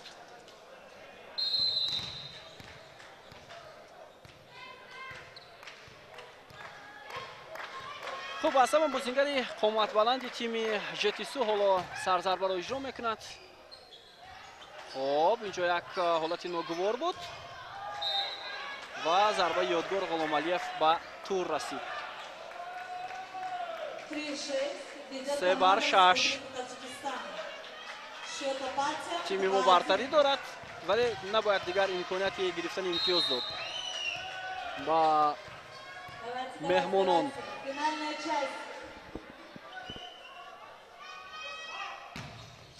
хеле зарбаи сахт ва либерои мо кори худро дар сатҳи баланд анҷом медиҳад. инҷо фиреби бозингарони мо ба мақсад мувофиқ набуд, аммо имконият ҳаст барои идома додани ҳамла. ва ёдгор Ғуломалиев бисёр олӣ. зарбаи хеле ҳам хуб аз ҷониби ёдгор анҷом дода мешавад. бубинед ки чӣ гуна зарба ба минтақаи шашуми майдон равон мешавад ва имтиёзи 7 барои тими мо таъмин мегардад. аут. бале, 8-3. иштибоҳ аз ҷониби бозингари рақами 1 дастаи Жетису Акберген Жунисбек. тайм-аут гирифта мешавад. ёдовар мешавем ки ҳайати бонувони дастаи ЖТСУ Қазоқистон дар лигаи миллии волейболи Қазоқистон бозӣ мекунад. Аз ҳама мусобиқаи сатҳи баландтарин ва дастаи мардона бошад дар лигаи олӣ, яъне поёнтар як лига. вале онҳо ният доранд ки баргарданд ба лигаи миллӣ. соли гузашта тибқи иттилои сармураббии ин даста Марат Адришев даста мақоми сеюмро ишғол кард ва қариб буд рохат бигиранд ва наздик буданд. ва ҳоло даста талош карда истодааст ки дар давраи танаффус дар волейболи Қазоқистон, ҳамин ҳоло танаффус аст, онҳо омодагии худро беҳтар кунанд, махсусан барои иштирок дар ин мусобиқа ва чанд ҷамъоватии дигар ҳам доштанд. мавсими волейбол дар Қазоқистон аз моҳи ноябр шурӯъ мешавад то моҳи май идома мекунад.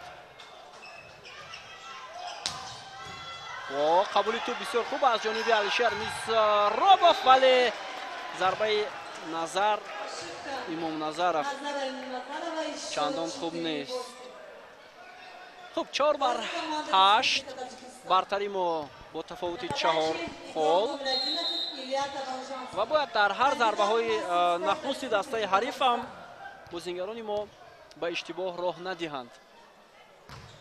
аммо нахуст зарбаҳои бозингарони ҳариф хеле хавфнок ҳастанд. либери мо бошад хеле хуб бозӣ мекунад Алишер Мизробов. имтиёзи нӯҳум барои дастаи волейболи Тоҷикистон. бисёр олӣ бозӣ кард бозингари рақами 6 дастаи Тоҷикистон. биёд аз ҳамин зовия ҳолати такрорро мебинем. либеро аслан хеле хуб бозӣ кард тамошобинони арҷманд. зарбаи бозингари рақами 11 дастаи ҳарифро хеле ҳам хуб гирифт. хуб бозингарони вазн мешаванд. бозингари рақами 8 ва 11 дар ҳайати дастаи Қазоқистон иваз мешаванд. Мерлен ва ҳамчунин Илия Таволжанский иваз мешаванд. ба ҷои онҳо бозингари рақами 4 Эрнул Шамке ва бозингари рақами 18 Бекзод Нурлибой ба майдон меояд. Бекзод Нурлибой аслан бозингари ҷавонтарин будааст. бозингари рақами 18 ки ӯ 17 сол дорад.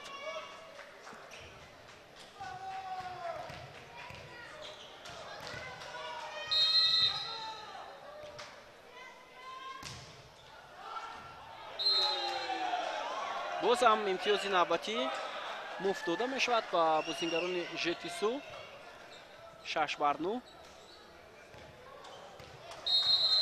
тими мо бартарӣ доранд.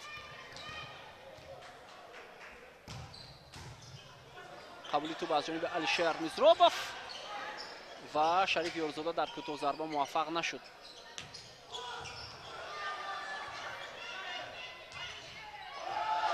аут. бо мушкилӣ Алишер Мизробов имтиёзи даҳумро барои тими Тоҷикистон таъмин кард. бо мушкилӣ.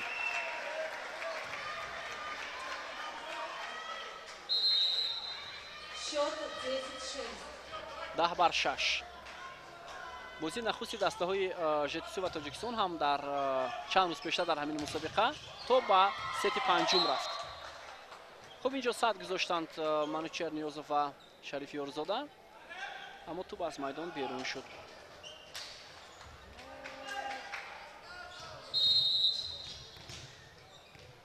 бозингари рақами 12 дастаи ЖТСУ ҳам зарбаҳои сахт дорад. Айбек Жакселиков. Ай. либерои тими мо Мукаррам Хушачинов барои қабули туп шояд омода набуд. 8-10.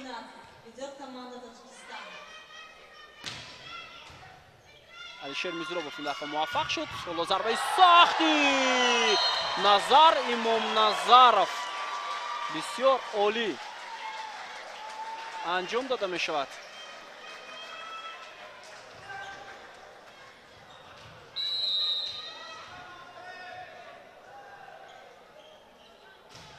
зарбаи Шариф Ёрзода.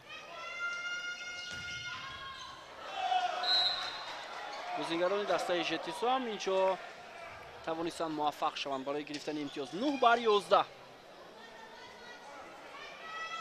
партоби диагоналӣ бисёр хуб буд ва Алишер Мизробов натавонист хубтар гирад.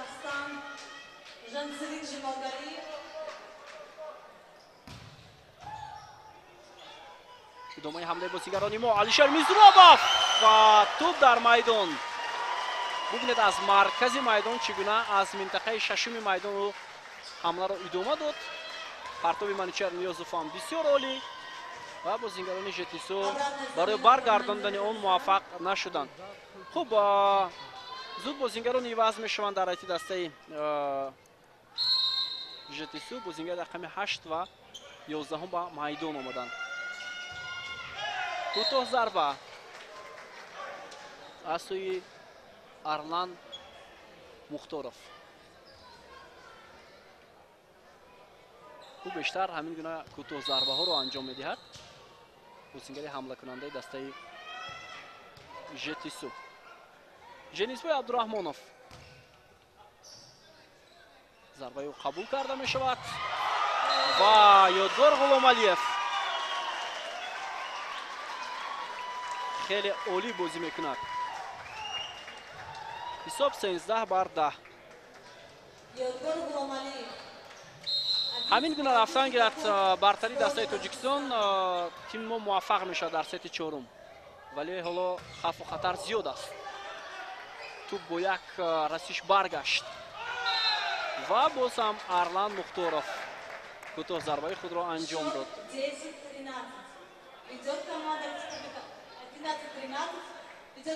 11-13 аст ҳисоби бозӣ.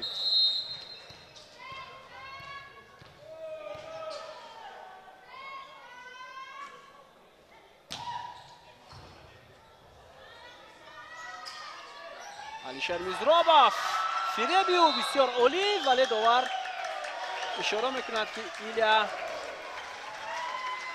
Таволжанский нодуруст тӯбро гирифт. ба ин хотир ин ғайри қоидаҳои волейбол аст. бояд бо пушти даст ин корро анҷом медод. хеле озод бозингарони ЖТСУ имтиёзи 12-уми худро гирифтанд. 14-12. дастаи волейболбозони Тоҷикистон пешсаф аст. сети чаҳоруми қувозмоӣ.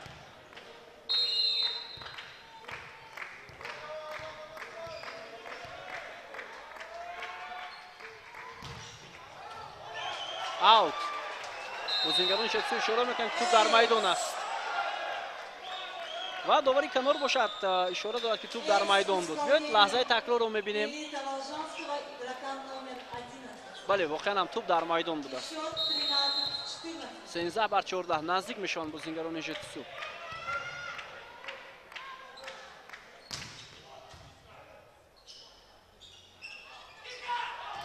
ай, аут. Ёдгор Ғуломалиев ҳоло натавонист имтиёзи 15-уми дастаи Тоҷикистонро таъмин кунад. тайм аут. бубинед ҳолати такрор, ӯ хост фиреб диҳад.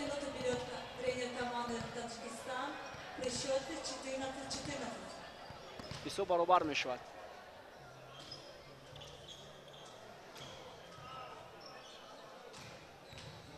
хуб, лаҳзаи такрорро дидем ки Ёдгор Ғуломалиев тӯбро ба кадом минтақаи майдон ҳаво дод. ва ҳамин ҳоло дар бозии имрӯза дар сети чаҳорум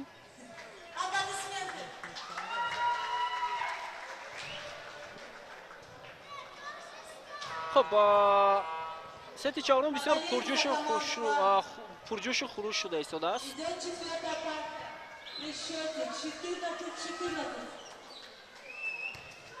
дастаҳо баъд аз таймаут бармегарданд ба майдон.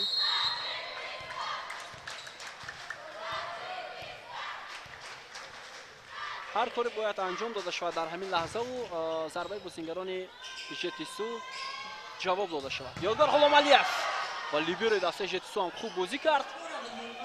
фурсат барои бозингарони мо. боз ҳам Ёдгор Ғуломалиев баз хеле зарбаи хуб аз ҷониби ӯ. 15-14. тими мо пешсаф аст. сети чоруми қувозмоӣ. бисёр зарбаи хуб иҷро шуд. Ёдгор Ғуломалиев ва Манучер Ниёзов иваз шуданд.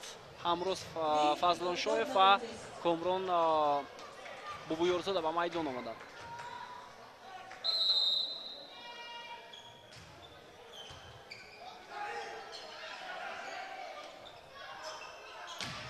خیلی ضربه خوب و امتیازی 16 алишер мизробов این کار رو انجام میدهد. حالا باز هم تایم اوت گرفته میشود. کامران من فکر کردم ضربه میزند اما او توپ را ارسال کرد و هم دسته خود و همین طور امتیازی نوبتی به دست آمد.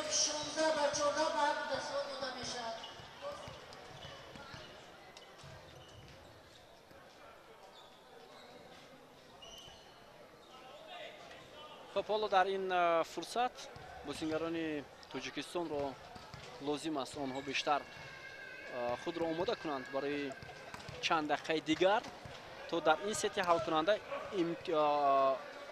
حساب رقابت را برابر کنند. ما گفتیم که حساب عمومی 2-1 با فایده دسته ژتیسوی قزاقستان است.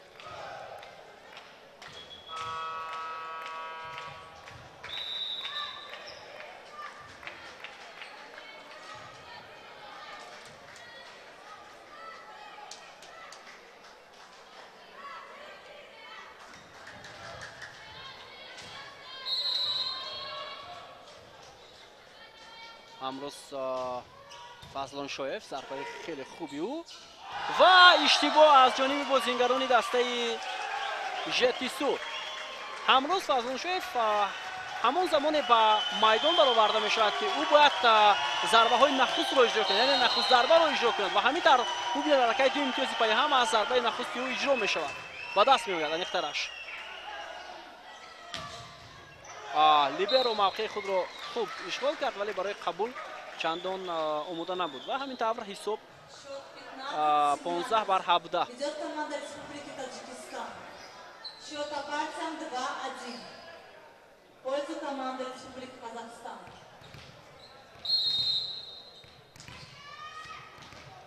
اکبرگن جونسبک اوت.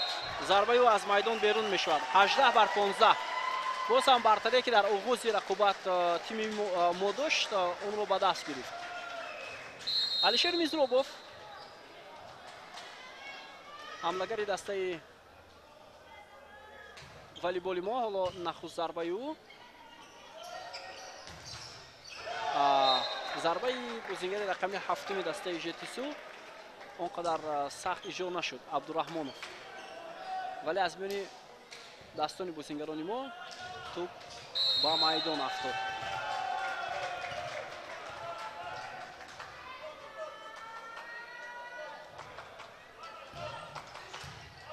خیلی قبولی خوب شریف یارزاده و алишер мизробов مرتبه دوم نتوانست زود برگردد برای قبولی توپ. توپ اول را قبول کرده بود اما برای قبولی دوم آماده نگردید. 17-18 دسته ما پیش صف است و بازیگران قزاقستان حالا ضربه میزنند. امروز فضلان شایف ادامه حمله بازیگران ما. کامران ضربه زد و تو به بازیگران تیم حریف رسید اما داوران اشاره میکنند که تو به دستان بازیگران دسته ژتیسو نرسیده است. بیاید میبینیم. بسیار دشوار ولی ضربه کامران خطا رفت. 18-18 سرمربی تیم تاجیکستان دقیقه مشورتی میگیرد. 18-18 حساب برابر.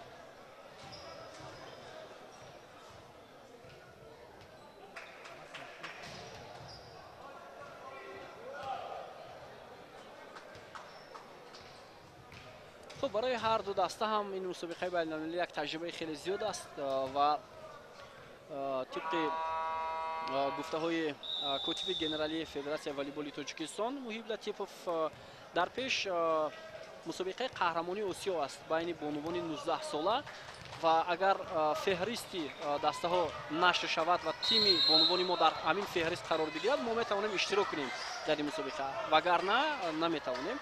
به هر صورت ما در یک مسابقه بین‌المللی اشتراک کردیم سال گذشته که مقام تیم را اشغال کرد دسته ما در ازبکستان دسته بانوان والیبال کشور و بسیار فریب خوب و این کار را نظر امام نظر انجام میدهد بازیگر رقم دوم. بهترین فریب بود از سوی او و ببینید که بازیگران در این لحظه باید асаби ором дошта бошанд ки ҳамин гуна корҳои хатарнокро анҷом диҳанд. албатта риск аст ин ҳолат.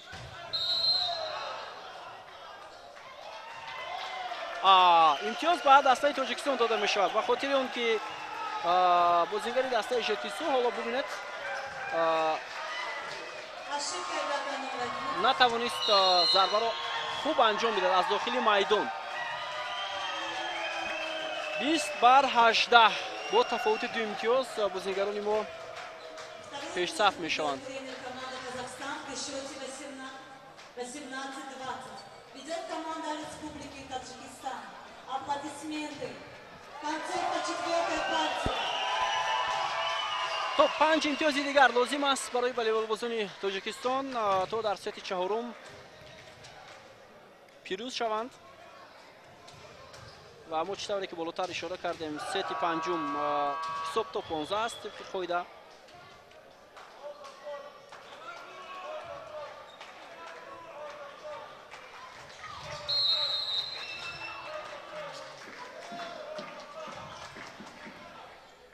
қабули туб аз ҷониби бозингарони ЖТСУ ва Алишер Мизробов метавонист тубро гирад, вале ӯ пай буркишад, аут мешавад. 19 бар 20. Капитан команды Республики Казахстан, игрок номер 8, Марвен Айджанов.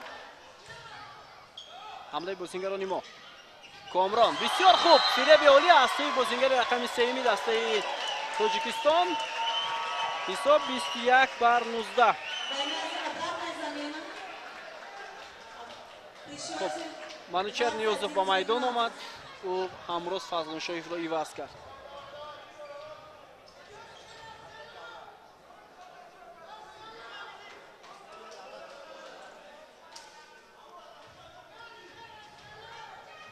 «21 бар 19». бартарии ҷониби дастаи волейболи Тоҷикистон. ой, бисёр олӣ! Ёдгор Ғуломалиев хеле ва хеле хуб дар танҳоӣ сад гузошт дар муқобили зарбаи бозингари рақами 11 дастаи ЖТСУ Илия Таволжанский. ой, Назар Имомназаров 23 бар 19. хеле олӣ дар ду ҳолат бозингарони тими мо дар садгузорӣ имтиёзи пайҳам оварданд. бубинед ва ҳар ду ҳам дар танҳоӣ ин корро анҷом доданд.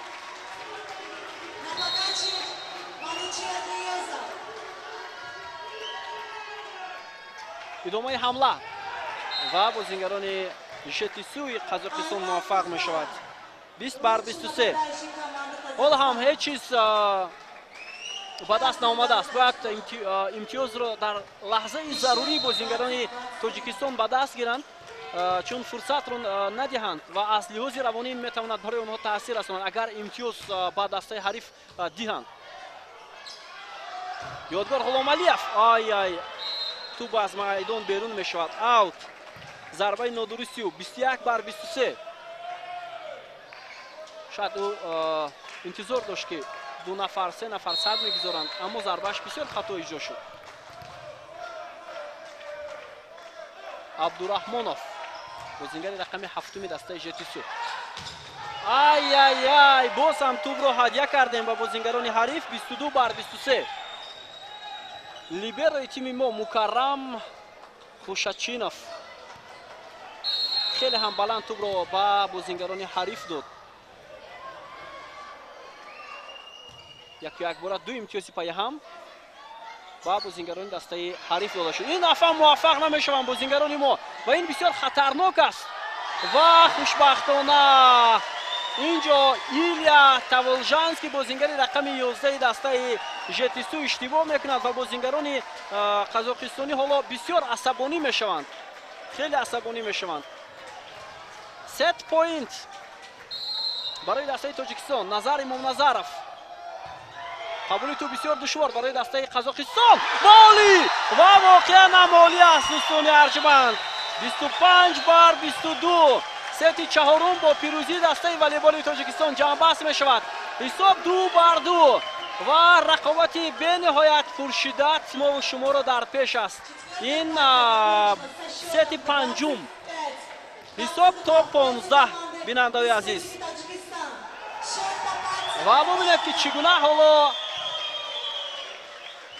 بازیگران ما از لحاظ روانی خود را آماده میکنند به ست پنجم دست آورد و دسته ژپسی هم یک تیم پرتغال است و معلوم است که تجربه بسیار خوب دارد. خب ست پنجم رقابت آغاز می شود. ضربه بازیگران دسته ژپسی و اکنون فرصت بود برای بازیگران ما که امتیاز نخست را به دست آوریم اما موفق نشدیم. دوبار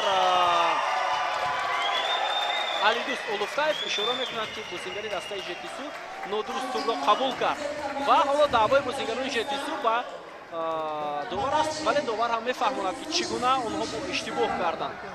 خب حساب 1-0. منوچهر نیازов ضربه میزند. خب اینجا ادامه حمله بازیگران ما، ضربه علیشر میزراب ولی توپ از میدان بیرون میشود.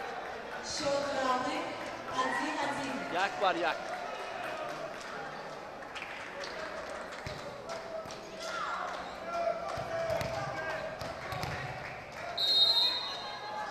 جنیسبای عبدالرحمانов حالا در نزد توپ، سرضربه بازیگر رقم 7 دسته ژپسی.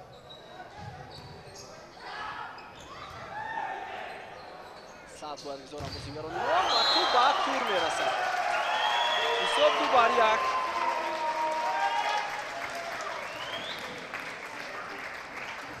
2-1. نظر امام نظرов حالا ضربه را اجرا میکند بیرون از میدان. ست آخرین است در این بازی.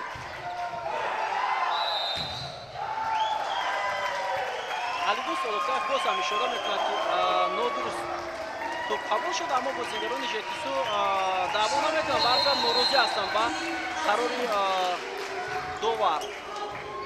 حساب 3-1.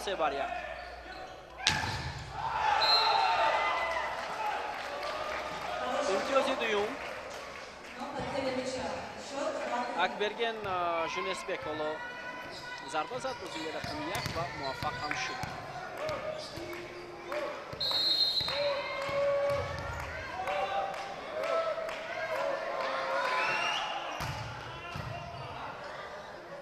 ادامه حمله بازیگران ما، علیشر میزرابov هم تو در میدان بود و هم بازیگری دسته ژپسی به تور رسید. بله هنگام جهیدن فرید شکوروف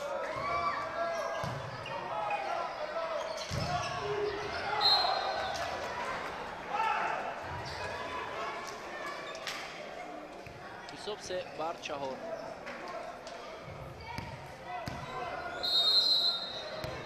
شریف یارزاده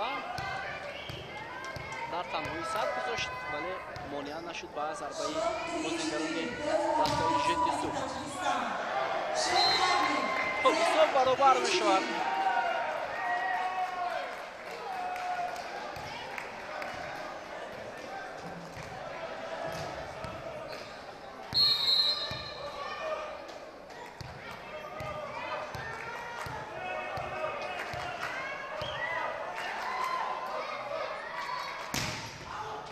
آوت.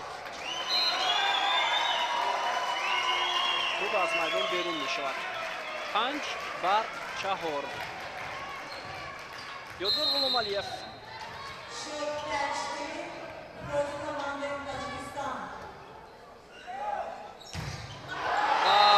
اینجا توپ یا ضربه زده بازیگر رقم 12 ایبک ژاکسیلیکوف با تور رسید. 6-4. و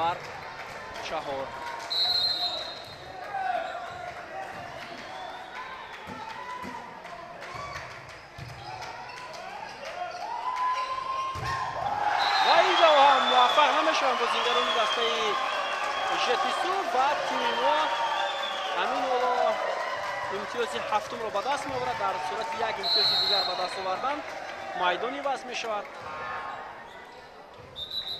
حالا دفعه مشورتی یا نه؟ نه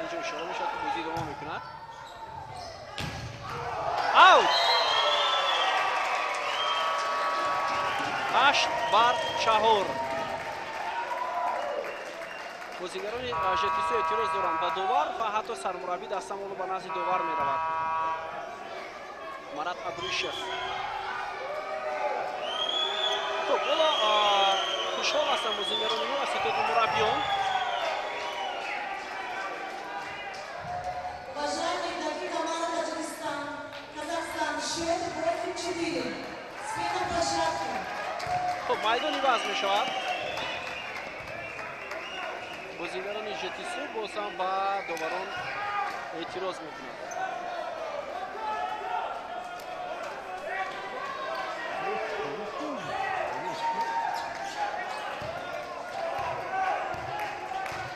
خب مشورت دوبارون رستم بزرگوف و علیدوست اولوفتاєв.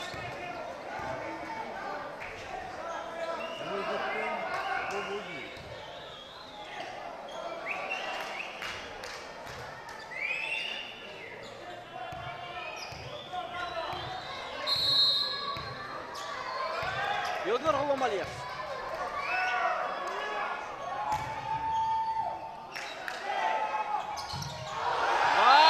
зарба бо иштироки бозингари рақами 12 дастаи ЖТСУ Айбек Жаксиликов 9-4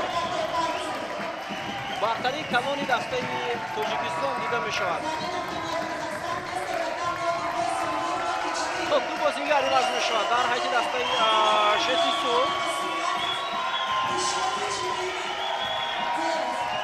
бозингари рақами 4 Элнур Шамке ва Бекзод Нурлибой рақами 18 ба майдон омаданд. қабули ту бисёр оли. Ай, каме бозингарони мо иштибоҳ карданд барои гирифтани туп дар поёни туп. 5-9 аст. бозингарони мо ҳоло бартарӣ нишон медиҳанд.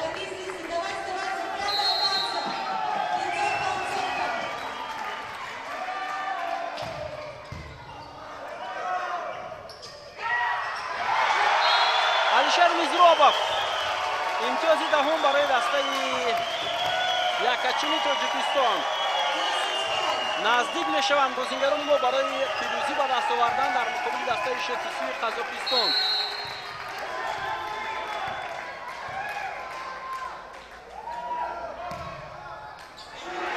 ва зарбаи Алишер Мизробов нагузашт аз туп. 6-10. Потеря подачи и счет 6-10. Идет команда Таджикистан.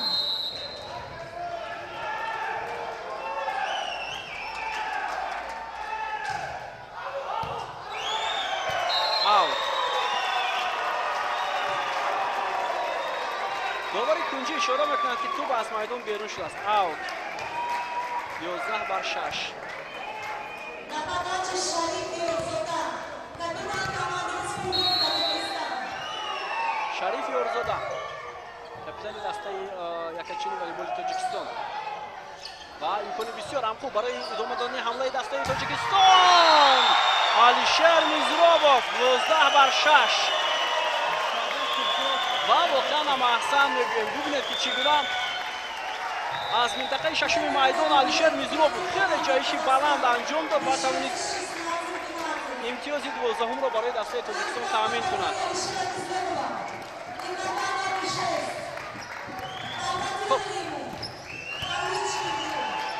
бисёр хуб бозӣ дорад Алишер Мизробов, вале мисли бозие ки ба Ӯзбекистон кард он гуна бозиро маълум надоданд. Дайсодем ба ҳар сурат ҳарифам пурқувват аст нисбат ба тими ҷавонони 23 солаи Ӯзбекистон.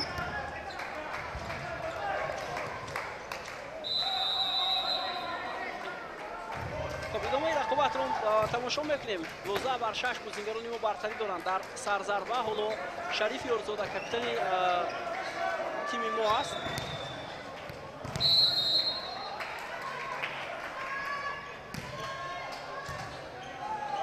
ҳамлаи дастаи ЖТСУ.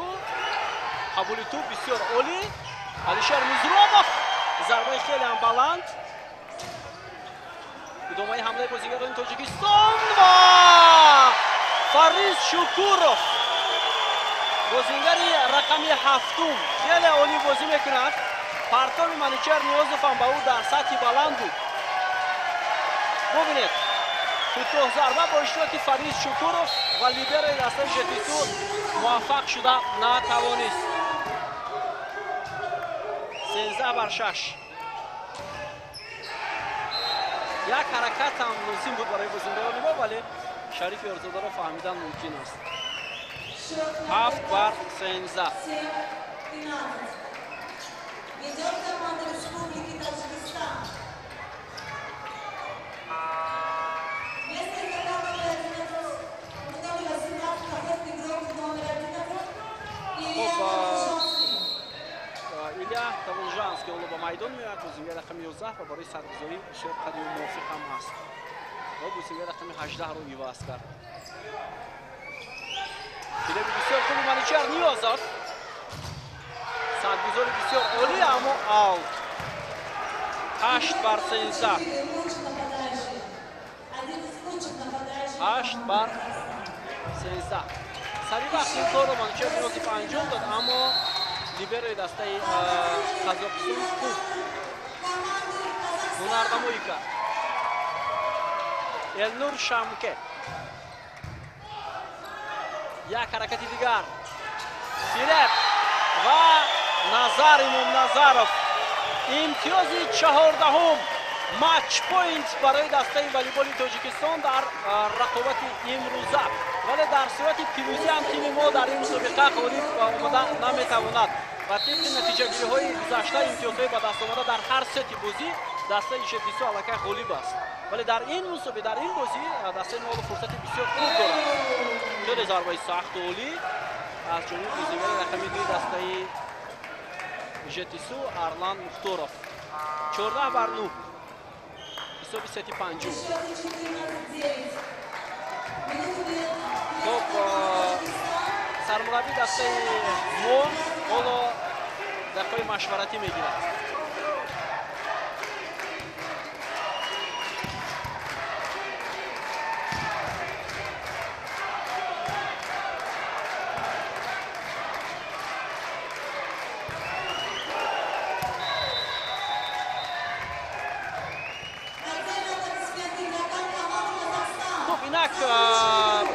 бинандаи азиз, барои дастаи мо матч поинти навбатӣ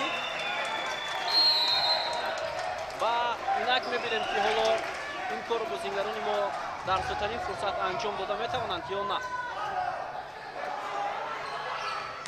ёдгор ғуломалиев ба ҳисоб 15-9 дастаи волейболи Тоҷикистон пирӯзӣ ба даст меоварад. мухлисон чӣ гуна каф мекӯбанд барои волейболбозони дастаи якачини Тоҷикистон. воқеан ҳам аҳсан мегӯем ба тимамон ки бисёр хуб бозӣ карданд ва мухлисон ва ҳаводории волейболро хушҳол ҳам карданд.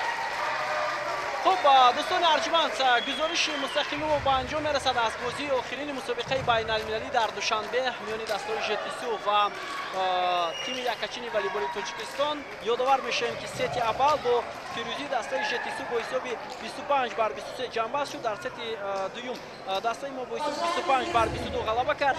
дар сети сеюм дастаи ЖТСУи Қазоқистон бо ҳисоби 25-17 пирӯз шуд. дар сети чаҳорум бошад бо ҳисоби 25-22 дастаи мо пирӯзӣ ба даст овард ва дар сети ҳалкунанда сети панҷум волейболбозони тоҷик бо ҳисоби 15-9 дастболо шуданд ва ҳамин тавр ғолибиятро дар ин бозӣ ба даст оварданд. ҳамин тавр дастаи ЖТСУ дар ин мусобиқа зинаи аввалро ишғол кард. тими Тоҷикистон дар зинаи дуюм қарор гирифт бо имтиёзҳои ба даст оварда дар ҳамин мусобиқа. агар мо бо ҳисоби умумӣ 3-1 ғалаба мекардем, на бо ҳисоби 3-2 ғолиби ин мусобиқа мешудем, вале мутаассифона дар як сет мо каме қафо задем. гузориши мустақимо ба анҷом мерасад. дӯстони арҷманд, гузоришро барои шумо ҳайати фехрии шабакаи варзиш ва ҳамчунин шораи ман бобо холмурза бароятон омода кардем. сеҳатманду пирӯз бошед ва дӯстдори волейбол бошед. хайр.